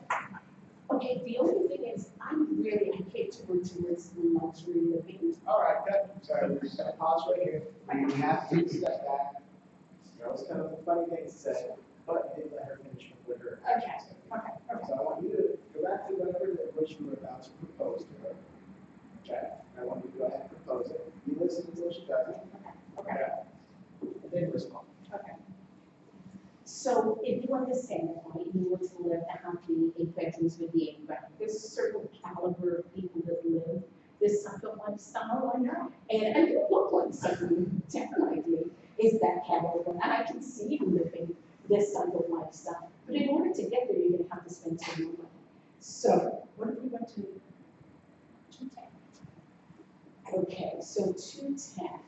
I can tell you, so you asked for the 8-bedroom place for your dog, a pool, that sort of thing. Yeah, I'm gonna be honest with you. I want to see you deserve it. You worked hard all your life as a cashier, and God bless you, you were able to get that money. Now let's live. This is your chance to live. Yeah, so let's take you to where you want to be in a gated community, you want to be in a gated bedroom. Show those family members, you know you have that one particular cousin, everybody has it. And that family member that always told you we're not going to be anything, today's the day to prove them wrong. Let's get you into a home that you want to live in. So let's do this. So let's look at something in maybe the Hyatt Park area and that sort of thing. That's generally, we can bring it down to maybe about $1 million. I can get to it for that. I could go 215. 215? Yeah. Does that get us any closer? That gets us outside the gates. All right, so we're gonna pause right here. All right, so we're gonna need to advance the story. To do that, we gotta get past this money thing. Okay, the reason it's becoming an issue is you're still on the million, she's still at 215. We have to figure out how to get her where you want to be. Let's say we agree on a certain property. She likes this certain property, right? It costs a certain amount of money. She can't afford it. So now, what I was saying before, you have to present her a way to get that, even though she can't really afford it. Right? Starts with the end, do it. Okay, thanks. So let's do this. Let me tell you what I'm going to do. I'm going to take you out to show you 3 properties. Okay? Yes. And 2 of them are, one is in Riverview, one is in St. Pete, one is in Taylor. Okay? And based off of that, right, I've got them actually, one moment for me, I think my assistant is calling. Hi, okay, and you ready to go? Okay. You said Oprah lives in that area too? Oh, okay.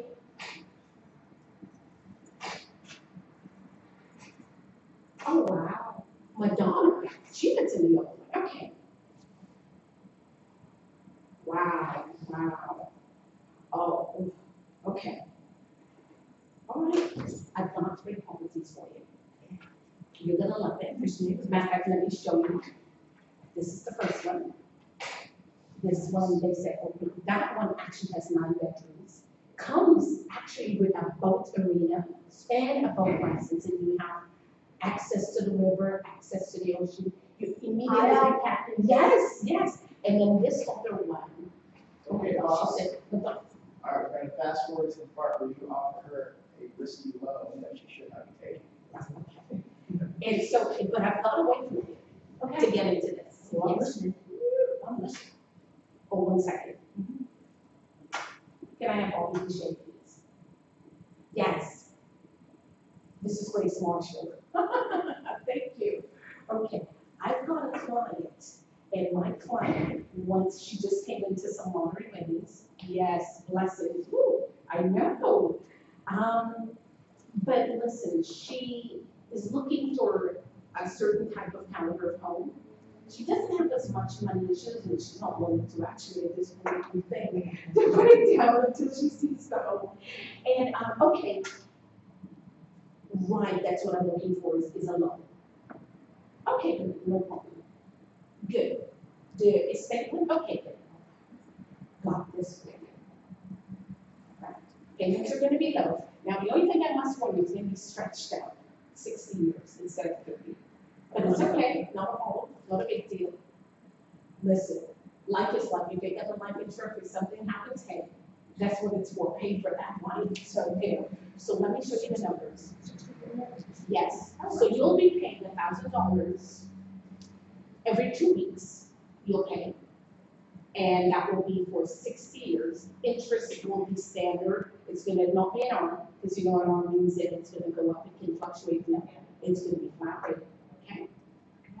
And that's what you'll pay. So can you afford to pay $2,000 every 2 weeks? And that's not including your interest, your taxes, all of those things. But this is just standard, it'll be about that. And then the others, you know, principal and interest will come in later. Okay, so I make $9 an hour. So, I might be coming up a little short. We're not working with that. We're working with that lot of money, girl. That's what we're working with. We gotta figure out how I can get a big house. I've gone it for you. Don't worry about it. Rick will handle all of the paperwork. Everything will be done. And it's just a matter. a loan? You won the lottery. Okay, and what they do is they take your lottery money, basically, sometimes is what they'll take. Forcing exposition dialogue here. I understand why. Lydia needs a solution to how she can afford this, but that's her job. She needs to come up with a way that she can afford this. You need to help her. A lot of this is a little bit simple. You know what I mean? We call that Deus Ex Machina, which means God from the machine, which means in order to solve this plot hole, I'm just making God come down and fix it. We don't want to do that ever. So the loan is a good idea. The payments are a bit much. She's right on the fence. So if she has just something else that it's not real, that could make it look like she can pay, but she can't. She just needs a little bit more convincing. The loan is a good start. Well, isn't her lottery money that they're going to take her? Let's take the lottery money out of this equation. There was no lottery money. Oh, so you never wanted her to win the lottery. So that should not have been. Lottery. Not right now. Let's take the lottery out. Okay. Let's keep everything except the lottery. Now the loan works, but she's just shy of being able to afford that. So what else can we do to just get her over the hump and then get her signature? That's your mindset. You still got the same goal. Okay. So you tell me this. How bad do you want this 8-bedroom, 8-bath home? Do they sell land? Is there just lots of land in that area? Because this is what I'm thinking. I buy a plot of land and I build a house on Okay. But you're going to need money for that. And so that's where that. it. No. My cousin, she's got 2 extra trailers. I'll just put them together. And then as I come into the money, as I save up more money, I'll just add trailers. Okay. They'll fit, they'll just solder them together and put some insulation in it. And we'll just, and so I'll start out with like 2 bedrooms, 3 bedrooms, and they'll just keep adding them. You think that'll work? You know what? I really truly thought you were the caliber of person that would be able to do this. Can you see And my you look vision? like it. Can you see my vision? Unfortunately, no, don't do that. You're better than that. Oh, come on. Oh, I'm talking about getting drapes from Amazon. All right. I'm going to punish you guys. All right. Sharon, I got a note for you now. Yes. You know what that is? All these clever lines are preventing you from responding Okay. to the fact that she's either telling you yes or no to things, right? Okay. You've got to work on the subtext. Okay. The dialogue is cool, it's funny, but I need subtext, or else the story doesn't. Okay. So, now I'm also going to give you the opportunity to just bullshit. Sometimes you I can. All right. I really thought that you were a caliber person. I was looking forward to doing business with you. I just didn't know they cost that much. It does. To live at this level, you've got to be able to put some money into it. So, are you going to be able to afford it? Well, only if I do it my way.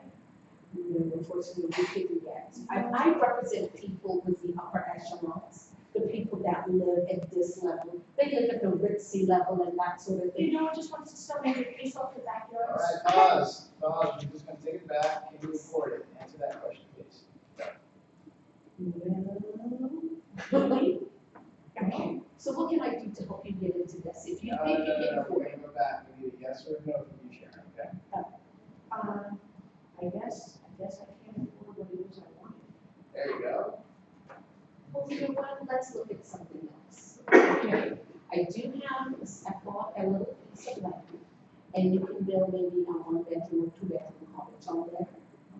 Okay. So Then add on? no, I don't think you would have space to add on because it's a very small community. But you know what though? Let me do this. I will get back to you and let you know whether or not that property is available. Okay? All right, well, thank you so much, Ms. Sergi. I was looking forward to doing business with you, but maybe another time. Okay. Yes, okay. All right. Thank you. All right.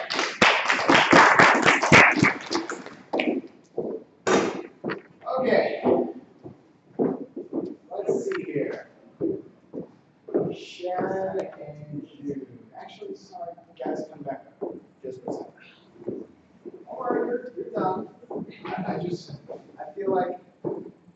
it's easier to analyze your work when you're still in your work. You know what I mean? What we got before us, okay. What do you guys think about this? It needed work. Specific. Well, truly, I couldn't come up with a way to show this woman the benefits of what I wanted to sell her, obviously because she didn't do it, right? So, and so I was left like, okay, I don't know what to do. I could just do it and walk away and be like, okay, you're not the type of person I want to do business with, and like, okay, you're wasting my time here, because I thought she won the lottery, and really we came into some good money. Because I'm an agent that only sells luxury homes. So the thought of hearing her say something else different is like, for me, so I didn't know how to deal with that. I thought I was a better listener and listening to what she had to say and trying to react off of her things. And then, of course, I come up with my own solution on this setup. Putting the 4 trailers together, making a fourplex, whatever, a fourplex. And, but that didn't work. You didn't want me to handle it all. Well, like this, we heard it once, we have a habit of sticking to the same thing. Yes. So I feel like where we're starting to run into trouble was the story wasn't advancing because you were still doing your thing, you got to do it in different ways. At some point, we got to ask the question, yes or no. You know, because we got to know, are we going to go left or right? Do the selling, that sounded authentic, being the client, that sounded authentic and everything, but we still got to get to the point where, okay, well, can you afford to live in this house? Well, you can't. Okay, well, I've got a friend, all right, I work very closely with a mortgage company. They will give you a loan. You know, these are your payments. Can you do this? Obviously, in the back of your mind, your character's mind, and a lot of people are thinking, that's a terrible interest rate. Seaside. You gotta move the story. Okay. So we gotta move the story. The only way you do that is by changing behaviors, changing needs. The only way you do that is doing what you were saying. You were listening. I don't know if you were listening really. There's a difference between not saying anything and listening. When you're listening is when you hear the actor across from doing something or taking an action. Are you processing it in terms of this is their action? All right, she's trying to explain something to me. Now let me respond to her trying to explain something to me. Let me say, oh, I understand. When I know my character didn't graduate high school. You've got to respond with some kind of reaction that makes sense and follow up to whatever her action is, right? So it's almost like watching the film in a different language and you're reading the subtext. You need to interpret everything they say and do as a simple verb phrase. Like we were seeing, his action was guilt-tripping her. Her reaction was ignoring him. You've got to see what it is that they just did. You need all the text, because that gets confusing. That's why I say it's about subtext, not text. Subtext is always step by step. I do this, you respond with that. I do this, you respond with that. Action, reaction. Once you pay attention to that, you start to realize the story is moving. Oh, well, she's asking me if I can afford this. Yes. Oh, really? So you have proof of income? Yeah, I do. I do have proof of income. Let me pull out the phone here. She's just sitting there waiting. Oh, my battery's about to die. But you know, I have my pay stub for the week. You know, and then you advance, you know, the way that your character does. But you got to take these step by step. You know, so that's the only thing. And it can be hard to do because there's a lot of dialogue. She's explaining stuff. You're being a customer, but that's why you've got to pay attention on the subject level. All right. So not a bad first scene. Come on down. Let's get 2 more folks up here. All right. Ben? Yeah. All right. Who else we got? Who else we got? Make it big. Listen, I'll be, even though I'm losing my voice. Actually, Annette, you're going to be next. EJ, come on up. EJ had this look on her face like, please pick me, please pick me, please pick me. I can feel it. All right. TJ, Yes. I do apologize, I have a meeting to go to. Yes, I have to. Okay, thank you. I'll send you some info about the podcast. Okay, good, thank you. Yes. Sure. All right, what else gonna leave? That's fine. Just in the group, we'll post, whatever else we're gonna send you, like either summary today or any other thing that post, or the video. Today. All right, now, let's do our second face off here. Pam, character, name, please. Gordon Reynolds. All right. EJ? Kate Bridges. Cool. Pam, what's your character do for a living? She's a nurse. All right. EJ? She's a senior, aide to the Vice President of the United States. Holy shit.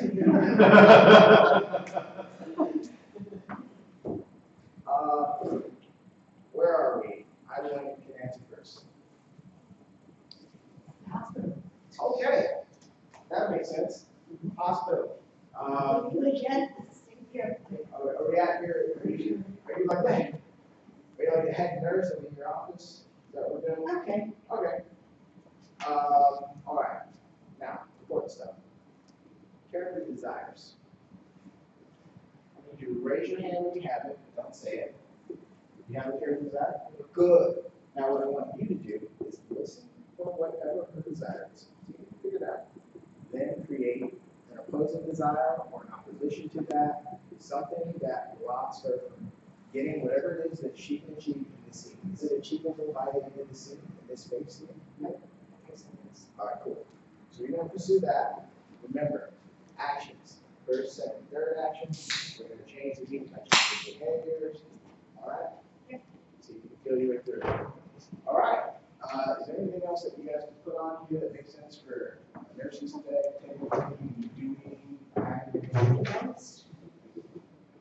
These props can be very useful. All right, everybody else, please pay attention. See if you're getting all that you need for a story.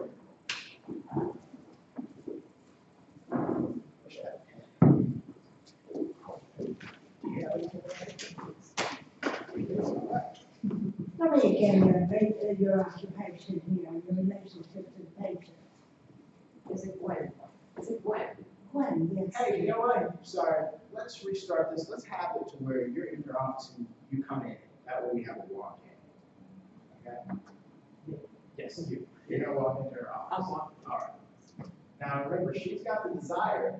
You're gonna want to listen more than her. See if you can let her talk a little bit so you can get where this is going and then work off of that. All right, action. Hello. I got your name for your assistant. You did. How are you? Oh, I know it's right. Tell me who you are. Gwen.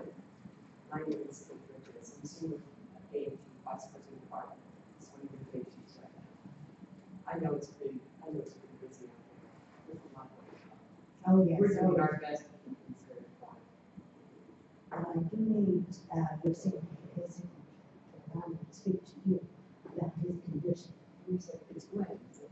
That's correct, Gwen, yes. You know, this is a very sensitive subject. But Unfortunately, those are rules. I need I that understand signature. that. I understand. Cannot talk to you about this condition or what's going on here unless I have that signed power of attorney that lets me talk to him, let me talk to you. We have a Vice President of the United States. He's in a very compromising position. We need to make sure that this is fine. So, when, I'm sure you understand that this is a very sensitive situation. I see that you wear your red ring. Yes, Yes, I understand the seriousness I of it. understand. And flattery is getting into my personal life. It's not going to get you above the law. I have to talk to you. I appreciate what you're saying. I really do. I know that it's getting a little bit busy out there with Secret Service and whatnot. need to leave the hospital as soon as we possibly can. I'll tell you what, we'll take these documents with us. We'll get them back to you as soon as we can. I'm sure you understand the seriousness of the situation. I certainly do understand, and I have my word and my integrity to keep, and I will not release patient or any information on the patient to you unless I have that signed power of attorney that allows me to do so. There's no compromise. But you're such a person. And I'm sure you spent many years getting into this position. I certainly have. And I'm sure you'd like to keep it. Like you, it's not gonna interfere with my authority in this hospital. You may have authority out there, but I don't think you have the influence here. I follow the law. What? Your politicos, you think you're beyond So the that, law. guys, the Morgan Mac part, you see. What's that? Yeah, this is the Morgan Mac part, which threatened your job. Well, we'll see who has more power here threatening my job. You think you're above the law? You are not above the law. You are part of the government, and I am part of the people, and I have the power. And you just try and do something. We'll see what happens. Oh, excuse me. You do. Yes. I'm sorry, no cell phone reception allowed in this hospital. Let me have that name. I need to have your phone, no phones in the hospital. I have absolutely no problem giving you the phone. As a matter of fact, this is your boss, the president of the hospital. Yes. Well, hello. Yes, sir. I understand, but I am not relenting. I'm sure they can find a way to get this signature in the power of attorney. It should be somewhere in the documents, and I am not going to break the law, but even you. The grocery store, man. Sorry. Grocery store? No. All right. You said grocery store? All right, so we're gonna pause. We're gonna throw a little curveball in here. All right, so instead of pulling out the phone, all right, I interpret that action that you intended to change the way the president states you have access to her boss's bosses. All right, let's bring the owner of the hospital or president of the hospital into the room. Just kind of just on cue almost. All right, now remember, you are basically her instrument. She's a very powerful person. Man, I love your strategy. But, Yep, coming from this. but I have to break, huh? She has to find a way to break it. All you have to do, I just want you to slow things down. Every time she takes an action, it is always severe. She may smile at you, Yeah. she may say it very formally or politely, but she threatened your job, basically. Oh, yeah. She's not fun, okay? I can take So, her. so we're gonna continue this, all right? Now, we know what you want, and I love that it's something visible in the room. So she wants to get those documents, so you're gonna be her puppet almost, and let's continue that. Wait a minute, I don't know who I care. Who am I? You're the president of the hospital. You're her boss. Yeah, my boss, but you're my puppet. Yes. Okay, got it. So basically, Secret Service is just filtering on the information. She needs the vice president's records. You're gonna come in. Oh, Tom, thank you so much for Good to coming see you. by. It's so great Oh, to good. see you. Actually, Vice President Bartlett he's doing well. We need to get him out of here as soon as possible. And you know what? Thank you. Listen, we're under time right here. We need to step in about 20 minutes. And listen, thank you so much. We're so appreciative of your support in our endeavors. Yeah, we'll see. My contribution from the mail. Yes, thank you so much. What is the issue? The issue is we have no power of attorney signed to release the vice president to this person. We need a family member, a direct family member, or we need the power of attorney. So turn your back out a little more. There you go. Or a power of attorney allowing this person, Ms. Reynolds here, to take the vice president. Well, what if we get the hospital's attorney to come down and draw up the documents? I think that's a great idea. But how is he going to sign? Well, our attorney will figure that out. and we can release those documents. He's in a coma, how is he gonna sign it? No, our attorney is not. Well, he's got to sign it. We need a family member, not a lawyer, a family member. A blood relative. But Is would there you- one? When? It was Is a there- pleasure. When? It was a pleasure. That's the law. You are supposed to uphold Thank the you. law. We need to have 5 minutes. Thank you. Are you gonna release it without a family member? without Our a attorney family has the member? right to do that. He'll draw out the documents, and you have done a great job.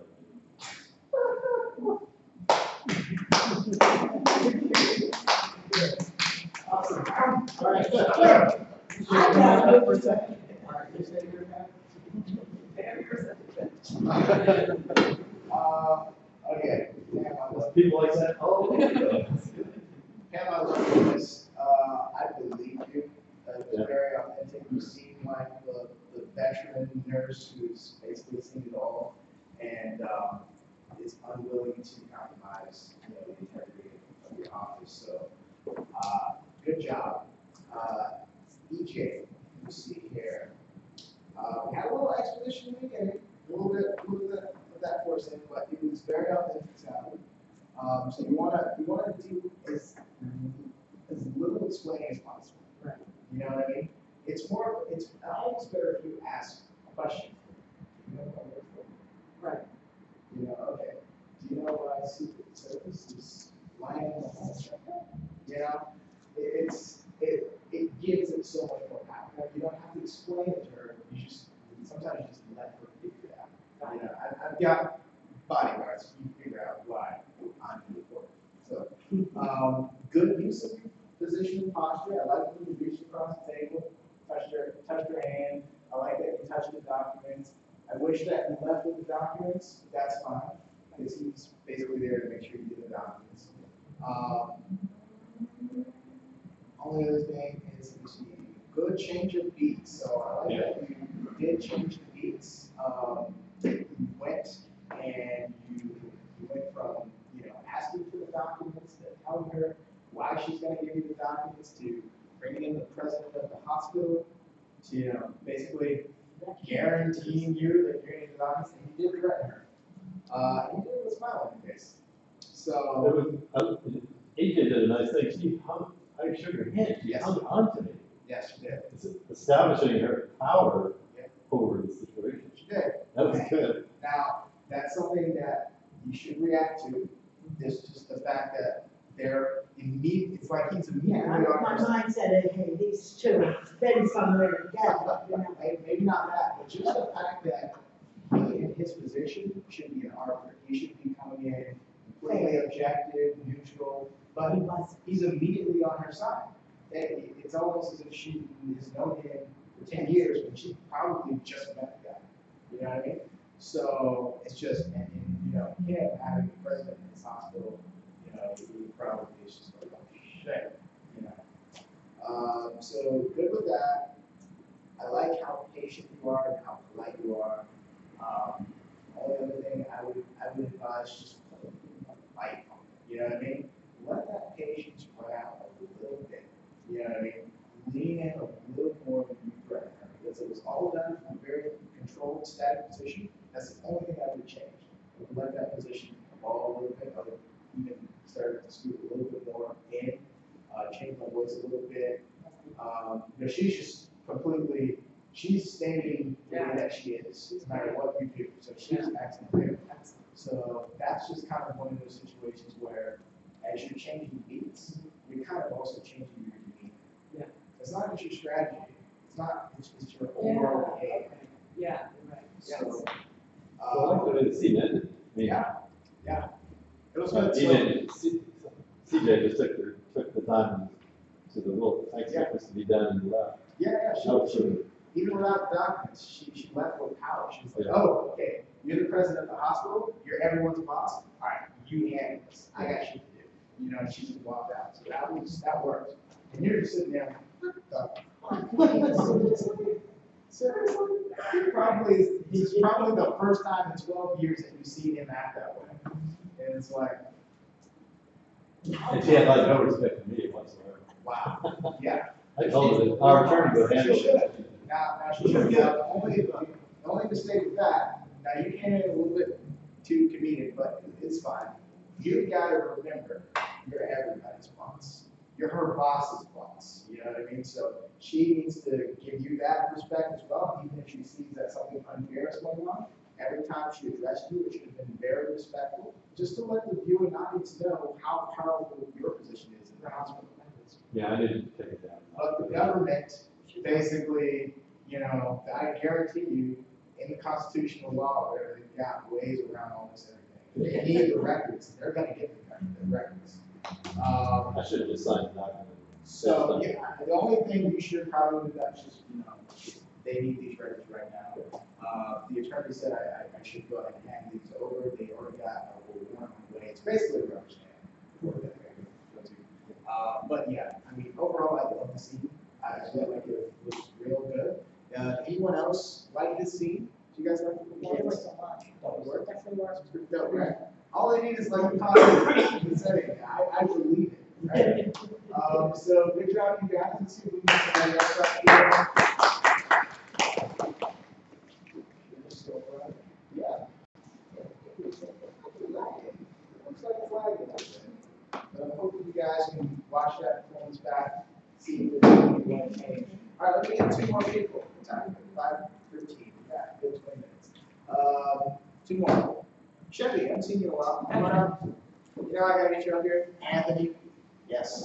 This will be an interesting performance. All right. Gonna do this from scratch again. All right, Anthony. Character name.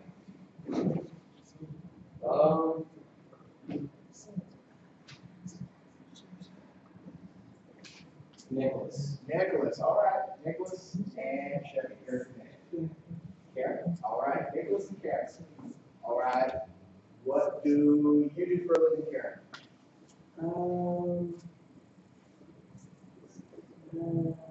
Every character always has some kind of job.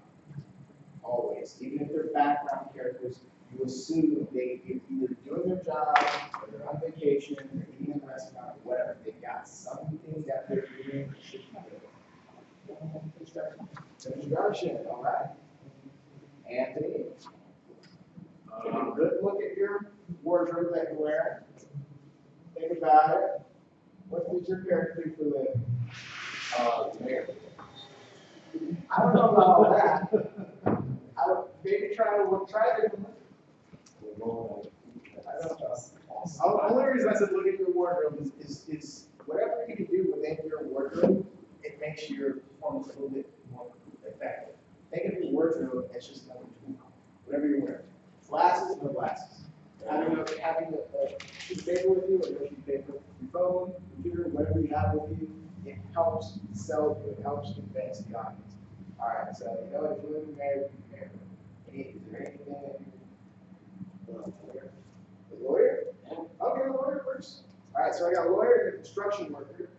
All right, now whoever answers first gets to say where this is taking place. What's our setting here? Take a look. Where are we? Hands on. All right, cool. I like it when someone sets the place, but they make it the other character's place. I like that. Pressure. All right, so we're in your office. Okay. You know what though? Let's switch places. Since this is your office, you sit here. You sit there. All right. Now the important part, character desires. All right, I need you both to think of a character desire that is achievable in this place by the end of the scene. Don't say it out loud, but raise your hand once you have it. You have it? Okay. That means you don't need it. For everyone watching, as long as one of you have something that they want, the other, all you gotta do is create an opposing force. So you can either want the opposite or just set up these little roadblocks that blocks and make what they want. That's your job as a storyteller, as the other actor in the scene. Cool. So the values at stake will be dictated by whatever it is that she's coming to his office for. Some text, Remember, take your time, don't get lost in the verbal exchanges back and forth. Remember, interpret everything as having some kind of meaning. See it as a verb phrase. What is he doing? Is he trying to intimidate me? Is he trying to convince me of something? See it in your mind, respond to it. Use enter pauses. That means if it takes you 5 seconds to think of a response, take the 5 seconds. In film, we can edit the 5 seconds out as if there was no pause. Give us options. Don't take the options away. If you watch the animated thing the other day, you would have seen, oh, why didn't they wait 5 seconds? I gotta use this now. I'm stuck with it. So take time. It's all right to pause. And yeah, the turning point would be when something of importance changes. You guys ready to go? Anything else you guys need? You kind of set pieces and want paper, pencil, pen, computer, phone. All right. Don't forget to use the space as well as you want to. All right, and whenever you are ready.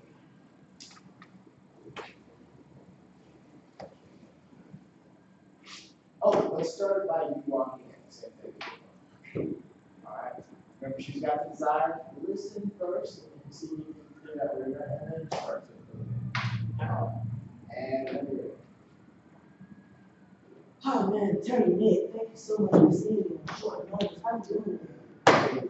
Wonderful. Listen, man. Being the only female at this construction place, you know, I'm over all these guys. I have to make yes, listen, man, this is important. I have to get this permit. I have to get this permit. These guys are counting on me. They already think because I'm a female that I'm gonna be able to get the job done. So I have to get this permit and get these construction permit, get these buildings going. Okay. Okay. So let me make this straight. You're not getting paid more than these construction, or do you want? Man, what do I need to understand? Permit or construction? I need a permit, man. I need a permit so I go ahead and start with these buildings. Like I tell you know, only female, all guys, you know, they count on me. First of all, they don't think I can do it. I got to show them I can do it. But in order to show them I can do it, I need a permit. And they're not letting you do it? I need a permit to do it. Boy, so they're not letting you do the permit. I have no problem getting a permit. It's just the concept of building. What is it? Oh, yeah. I'm sorry about that. Working on a mall. Okay, a mall. Yeah, and this mall, we have like 10 department stores. Yes. Okay. And if I do it, you know what I'm saying, if I get it done, if I accomplish it, I'm the first female in the whole county to do it. So I get it permit. So you want a mall with houses? No, a mall with department stores, about like 10, 15 department stores. Yes, and listen, we can get off track. What I want for is really not the situation I need to get you permit. Can I count on you to authorize me to get this permit? So that's all Okay, Aaron. You want a mall with 10 department stores? What else? Is there more to that? And if I tell you, is you gonna get me this permit? Well, I need to hear more of the concept. All right, we're just gonna pause you. All right, so there's something that we need to clear up here. So we get that you're a construction worker. All right, so I guess what we're trying to figure out, and he's trying to do this within dialogue or character, but is this about a workplace injustice? Is this about you have your own business and you need a permit or something? We've got to decide which route we're going down. All right, so I want you to set the record straight. I want to start from the beginning. I want you to come in and let's just start it over, okay? But you gotta give us something, give him something specific to work on. He's a lawyer who obviously stays up to work. Yep. Well, no, it's just I'm trying, like, as my character, I'm trying to get everything all together. Now remember what I said, pause as you need to. Okay. If it takes you a while to figure out the response, go ahead and use it. Go ahead, that's fine. All right.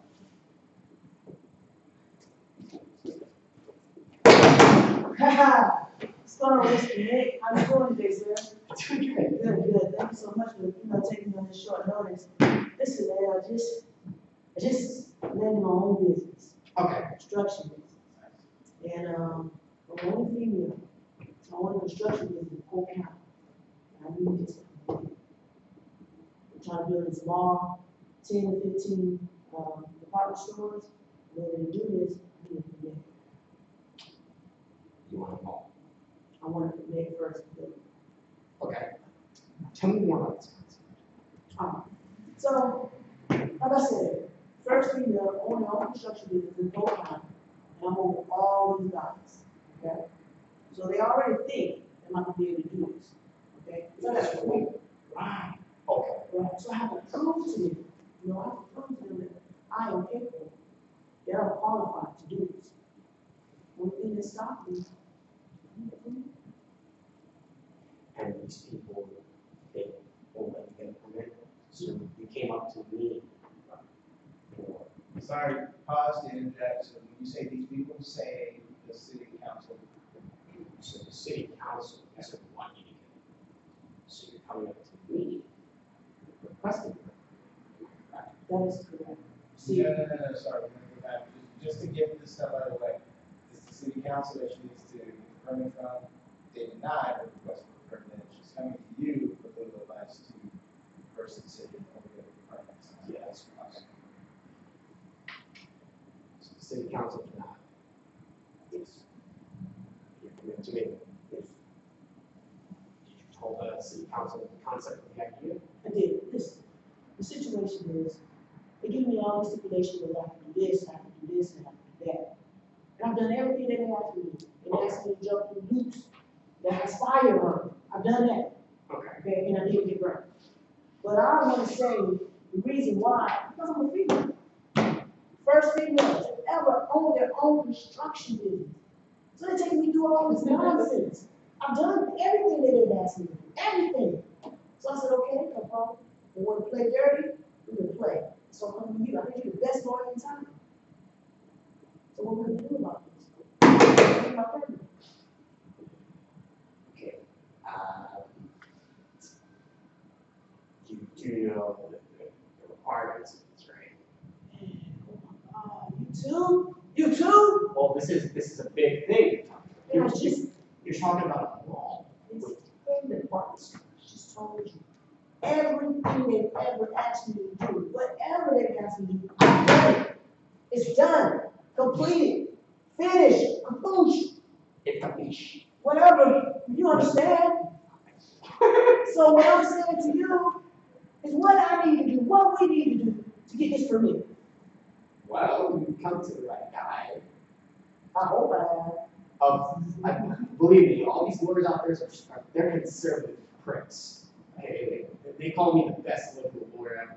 And I'll make things right. Okay, look, the city council's full of shit, and they should have given you permission. They should have approved it.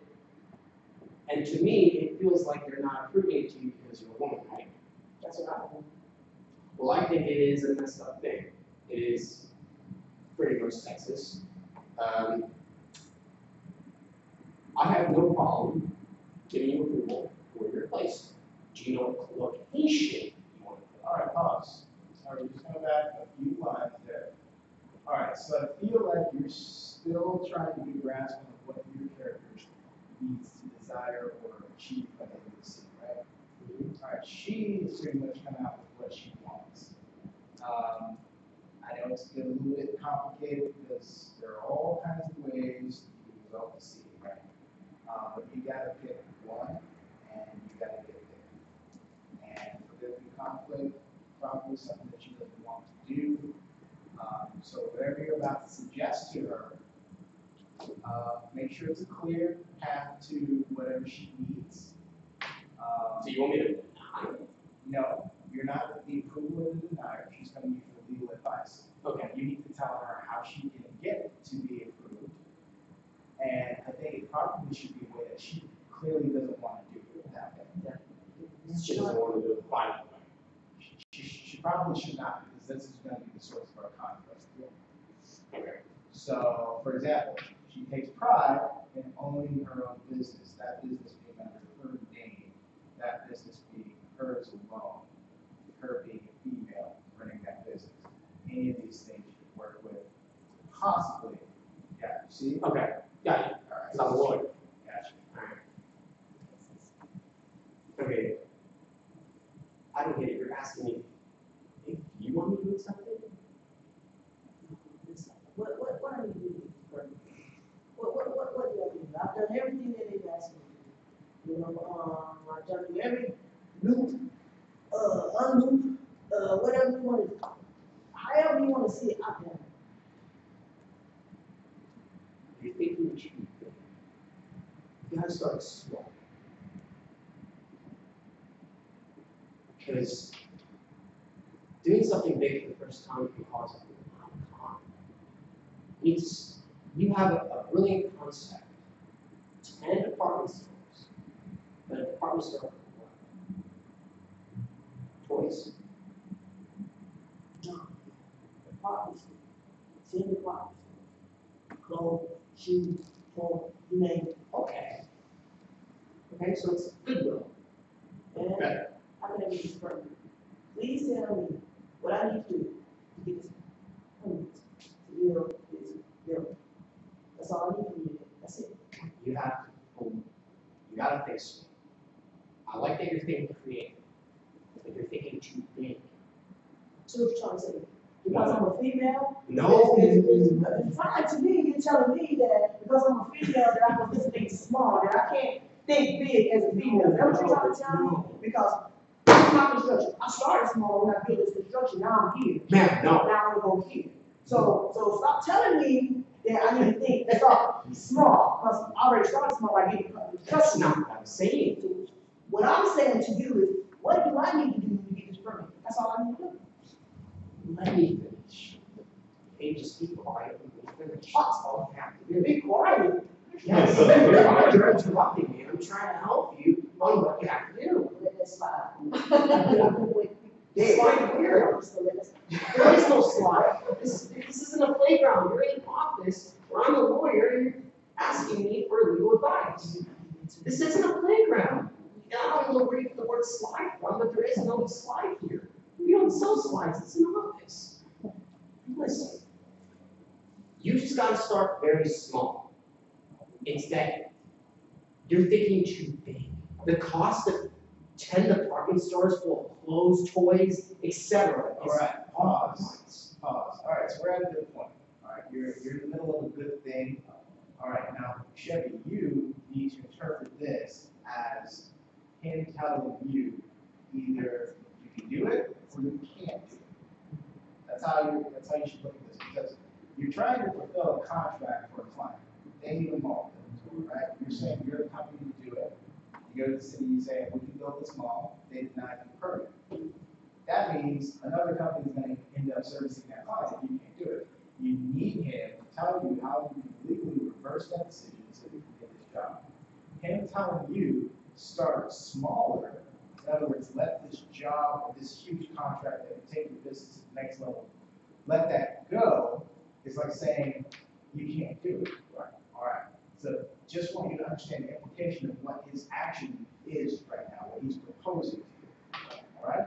Now, respond to it, because he's in the middle of selling that idea to you. All right? Now, when she denies it, go with something else.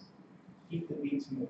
Let's keep on. So if she can't take my advice, then I'm the right. Well, that's one idea. Okay. So you need to come up with another idea. Because you're trying to serve the client too, right? But you, having knowledge of the legal world and how these things work, understand what she's up against. Okay. So the first idea makes a lot of sense, except she's worked really hard to get where she's at. She's not going to take that. Okay. Although, I've got another suggestion. Oh, well, sorry. You got to make that. You were in the middle of making that suggestion. So we want to give her a chance to do her responsibility. Okay. We go back to what I was saying, the big fresh, yeah, the small. Yeah, first. Okay. love Karen. What I'm saying is that you have to think small. The fact that you're building 10 department stores is a great idea. Don't get me wrong. I support that. However, think of how much it would cost to build it. You gotta start small. Think small, work your way up to the top. No, sorry, just gonna give you a better line of thinking to sell to her. It's not about the cost, for clients to pay the cost. It's about, what did you build last year? What makes you think you can build a huge volume this year? You know what I mean? This is probably why the council decided to deny her, all right? Go along with that line. What did you build last year in one year? Apartment complex. Where? Okay, that's right. You said Polk County, an apartment complex. What makes you think you can build bigger department? Was it apartment? You said or apartment? Oh, mall. Okay. What makes you think you can Politely, she's a client, politely say this to her, because you understand it, it's to understand too. What makes you so sure? A convincing place. What made me convinced that I can now build one? First thing that convinced me, when I went from a duplex, then from a family home, then to apartment, now I'm gonna build a mall. So I started small, then I went medium, now I'm going big. Right. Okay. So, I know what I can do. You said you believe in me, believe the concept. But when you said however, that showed me that you don't believe me. It's not like, to me, you're just like counting. I Hold can't on, tell. wait, sorry. Good, funny line. But again, this is Sharon's issue. This is your issue a lot of time. Those funny lines come to them so easily, they come to you too. What did she just say to you on a subtextual level? That she's comparing me to the county. Exactly. So what are you gonna do to respond to that very specific characterization? Oh. Say it like that. You said you're just like your dad. You said you don't believe, therefore, in opposition to that, convince her of otherwise, right? Okay. Can't you respond to that? Tell me this, if I'm like those people, why I gave you access to it? Ooh, that's funny. Bad choice, all right? She's got the wrong personality to say, you're good enough to even walk into my building. She's not gonna respond. Okay? Just try a different one. You know, you wanna show her you're on her side and why you're different from them, but you gotta do it very politely, very easily, you know what I'm saying? You've done this a million times with other clients. Okay, I got it. Okay. So, one mall, clothes, etc., everything that comes to your crib. I would build it small. Okay. Individuals that will buy stores or buy the space, they're the creative ones that wasn't in the mall. I just want to build a building. I want to build a mall. I want to build a building. So we have people that have a creative mind, do whatever they need to do inside the building. We first have to build a building. In order to build a building, I need a permit. These people tell me, no, I can't get a permit. I gotta do everything that they've asked me to do. And what makes the mall so special is it's like a place where everyone can go by. You know what I'm saying? Woo! You're frustrating me right now. You're upsetting me right now. You're getting on my last nerve right now. No, you don't want to help me. So you know what? It's going to be. All right, hold on, sir. We're gonna pause again, sorry. All right, so what we're gonna do, we're gonna skip that last meeting. We're gonna go to the second suggestion. Yeah, that's what I was about to go to. Okay, so let's just go right to that. particularly feeling that, all right, we got that part, we're done, we're going to redo it. All right, now let's go to the beat where, all right, she turned the first suggestion down and just give up, start smaller. She's determined to do this. Now we have to give her a quick. Yeah, I got this, I got it. I do have another suggestion here. Okay, big one, listen. We should take this to the court. They have no right to deny you access to build a mall. Now you're talking my language. Go ahead. The fact that they're not giving you access because you're a woman, it is discriminative, sexist, and wrong. So if we take this to court, you want to work? Okay. If we take this to court, and I convince them, why do you want to build a mall? What you've done in the past, your hard work, as you said, small, medium, large, right? We have a 80% chance of winning this case. That's it. Actually, no, 90 to 95%. Oh, that's not much, much better. Yeah. It's 5% of people. So, what do you say? I want you to build this mall. Do you really want to do this now? Yes, I do. Do you really want to do this now? Of course I Do do. you really want to do this now? Oh, yes. Yes, I do. I want all these nice citizens to come to the mall and have a good time. Yes. Clothes, toys, and plus a lot of kids out there don't have toys. They need to go. They need to watch toys. Yes. I like your idea. Let's take this to court. Let's make this shot. Let's get this mall out. Yeah. Pause. Excellent. I'm going to throw a wrench into this. All right, Chevy, ask him this simple question. How long to end this process? With the thought in mind of your clients need you to be eligible to do this by 2 weeks from now. Okay? Think about what he suggested, going to court. I've never seen a short order court process with this.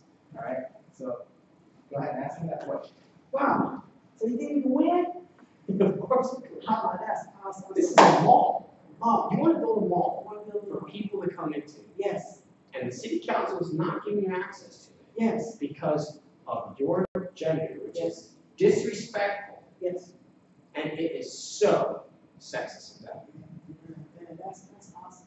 So in 2 weeks, I will have this permit, have this mall. Why don't we take this to court right now? All right. And, yeah, because I'm telling my guys in 2 weeks, we're going to have permission to start building on his mall. 2 weeks. Of course. I'm sure the mayor will love the idea too. So we missed 3 opportunities. That's that timeline there. Good job, Chevy. Now, 2 weeks is not realistic.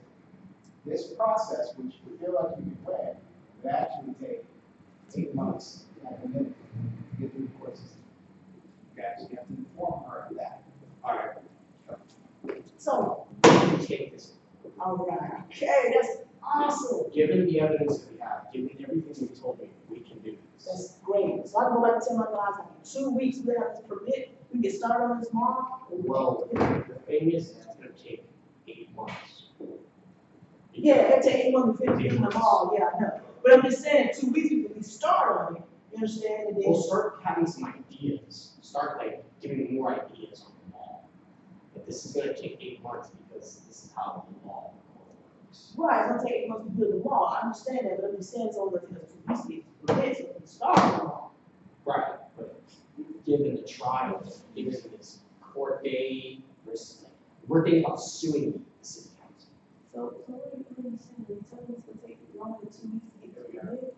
Well, that's how it works. I mean, the court is not gonna just, make this like a banner snap, and then just get it on. We gotta break this. Oh, man. We gotta. Oh, my God, no. This is the only way that we can make this mall happen. Listen. No. I need this permit in 2 weeks. Listen, I got a great idea. All right, hold on, sorry. You're in the final beat now, all right? Let's make this the last beat. You just informed her that your way to take 8 months, she would definitely lose the contract if it takes that long, okay? So, now she would get the permit, which would mean every contract after that she'd be able to build. But 8 months this possibly life-changing piece of business here. Chevy, you need to respond with either you're willing to do this or you're not willing to do this because it's the last week. You gotta leave. You gotta, Gotcha. you know, whoever. Man, so you're telling me after all of this information today, it's gonna take me 8 months to get it? Is that what you're telling me? We got a week for Sir, sir, sir. Are you telling me, that's all I need to know. Are you telling me it's gonna take 8 months to get split? Is that what you're telling me right now? according to the rules, yes, according to the law, of the court law. But bear with me, we're gonna make. Nah, man, listen. Look, I'm the only word of God. No, you're wrong. Have you looked at the other pages lately? Don't worry about it. Look at stuff on Google. Google. You know, exactly. That's I know. Listen, don't be a funny guy right now. I'm being serious right now. I'm feeling like good. Okay? I'm thinking I'm gonna come in here and get a permit. 2 weeks? I'm thinking. Probably longer than months. No. You said 8 months, sir. 8 months. You know, I appreciate your time. I appreciate you coming. You allow me to come in here and listen to my situation. But you don't have a solution to my situation. Understand that I am the first female in Polk County. If I pull this off, which I will pull this off, I'll be the first female in Polk County to ever build a mall, something of this stature. Yes. And I'm not going to let 8 months stop me. I'm not going to let you, the county, or anybody else stop me. I'm going to get this done. And I will find a person that will like, this is not funny, sir. You know, watch us smoke off your face. You're gonna do this? Yes, I'm going to do it. No, I'm going to do it like you. I will do it like you. Think about what's gonna happen if you do it. You know what? Thank you. Thank you, sir. Thank you, sir, for your time. I can't shake your hand, you know, you're to me. Thank you, sir. Epic shake. Thank you, sir. No. Come back with the coffee rescue. All right. Thank you, see you guys. All right. Have a seat. All right, got stick around for Come back with the cooking bars. Stick around. All right. So first of all, I love you guys' comedy. I really like the way you play out the show. It's pretty good. Does it really take 8 months? No. What I'm saying is, okay, now let me get into the story. Right. So, functionally,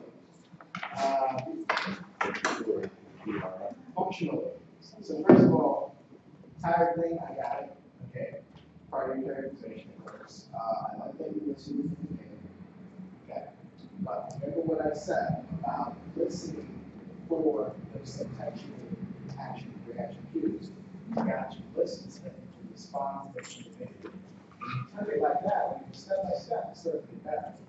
The only thing that I did was force you to slow down, acknowledge each one by one.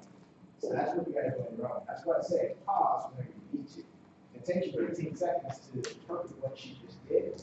That's okay. All right? So make sure you do that each and every time.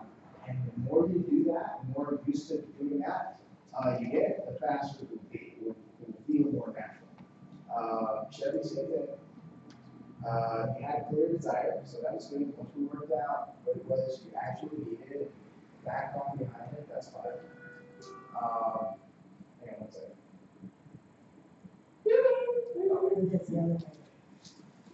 I like that you did take advantage of an unexpected conflict. So when he said something slick. He's like, what the hell do you mean by that?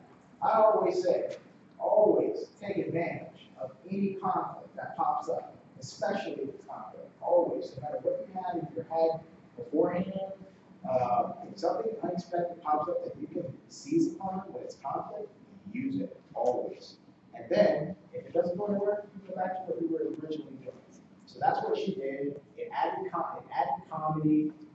It gave us another opportunity to pursue a different storyline. It added options, so that was good.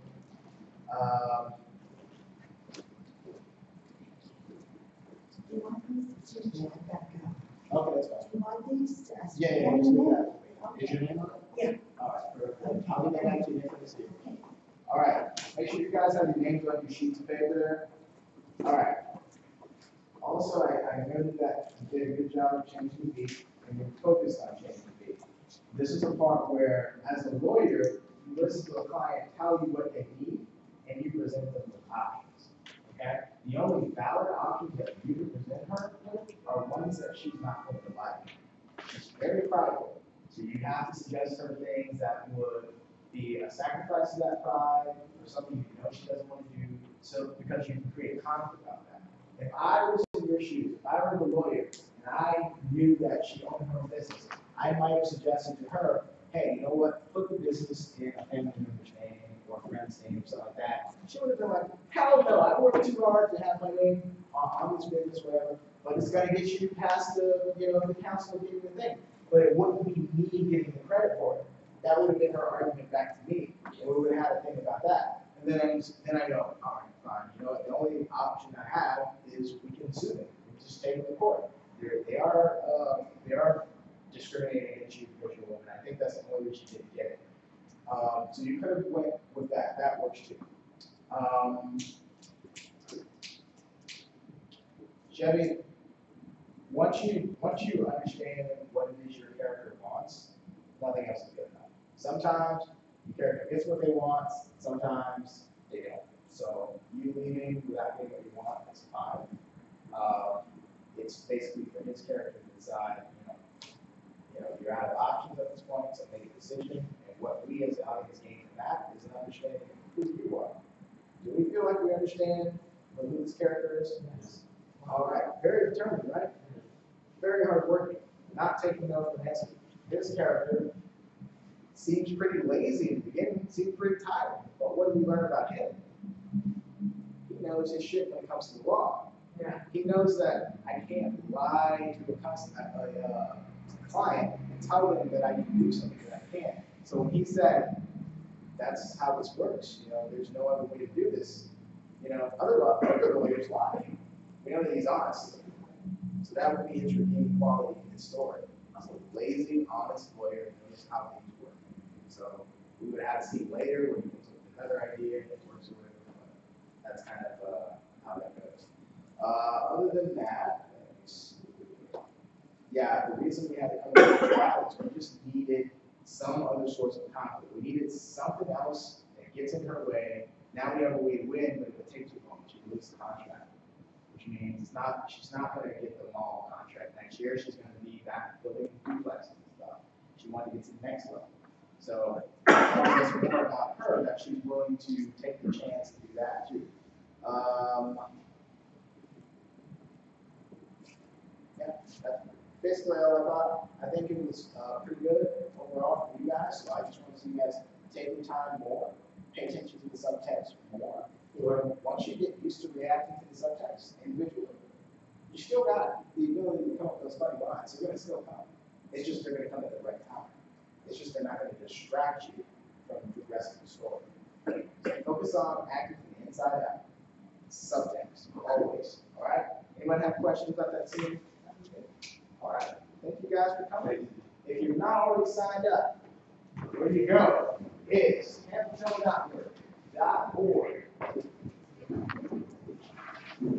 And join. There you go. Easy enough.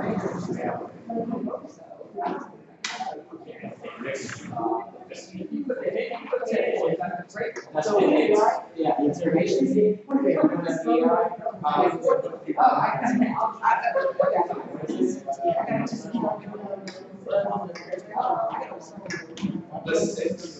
Yes, and we still got to finish the opening.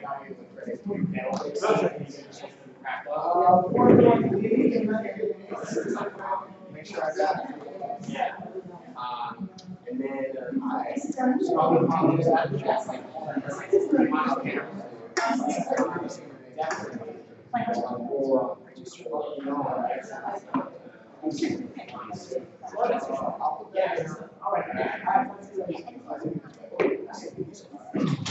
Yeah, I hope they say we're all here.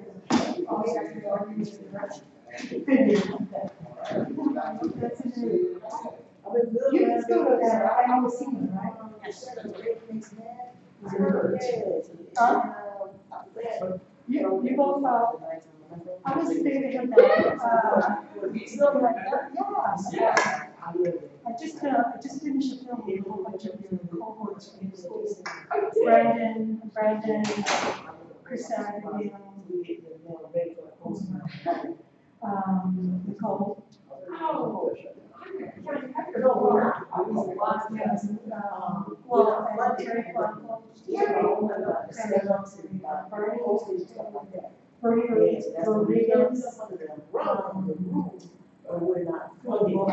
Chevy in my website now, and we're in the same class. Chevy. Oh, we actually did that.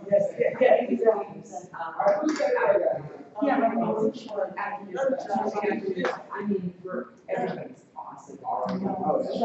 everybody. I said to them, listen, I feel like I'm running a lot of things. Yeah, Caliber. Pretty awesome. We're gonna do this together. Yes. We're gonna do Hang figures. Well, this is the one I just finished, it's called Outlaw. It's short, it's got, I just started. Probably about 30 minutes.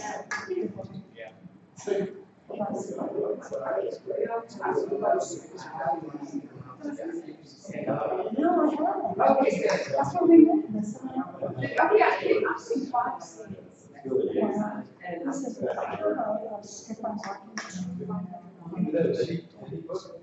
I haven't even even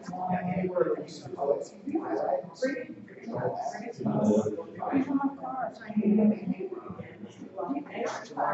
because you know, I see this one night.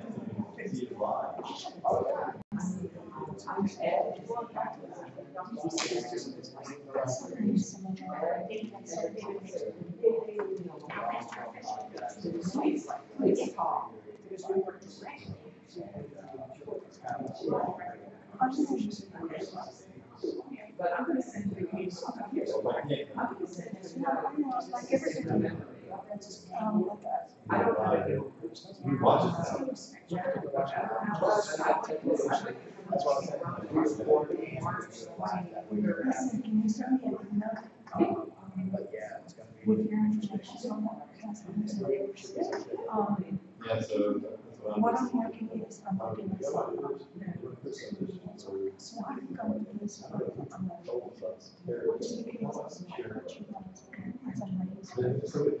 sorry, I have to, as you're doing this, I have to do this because they.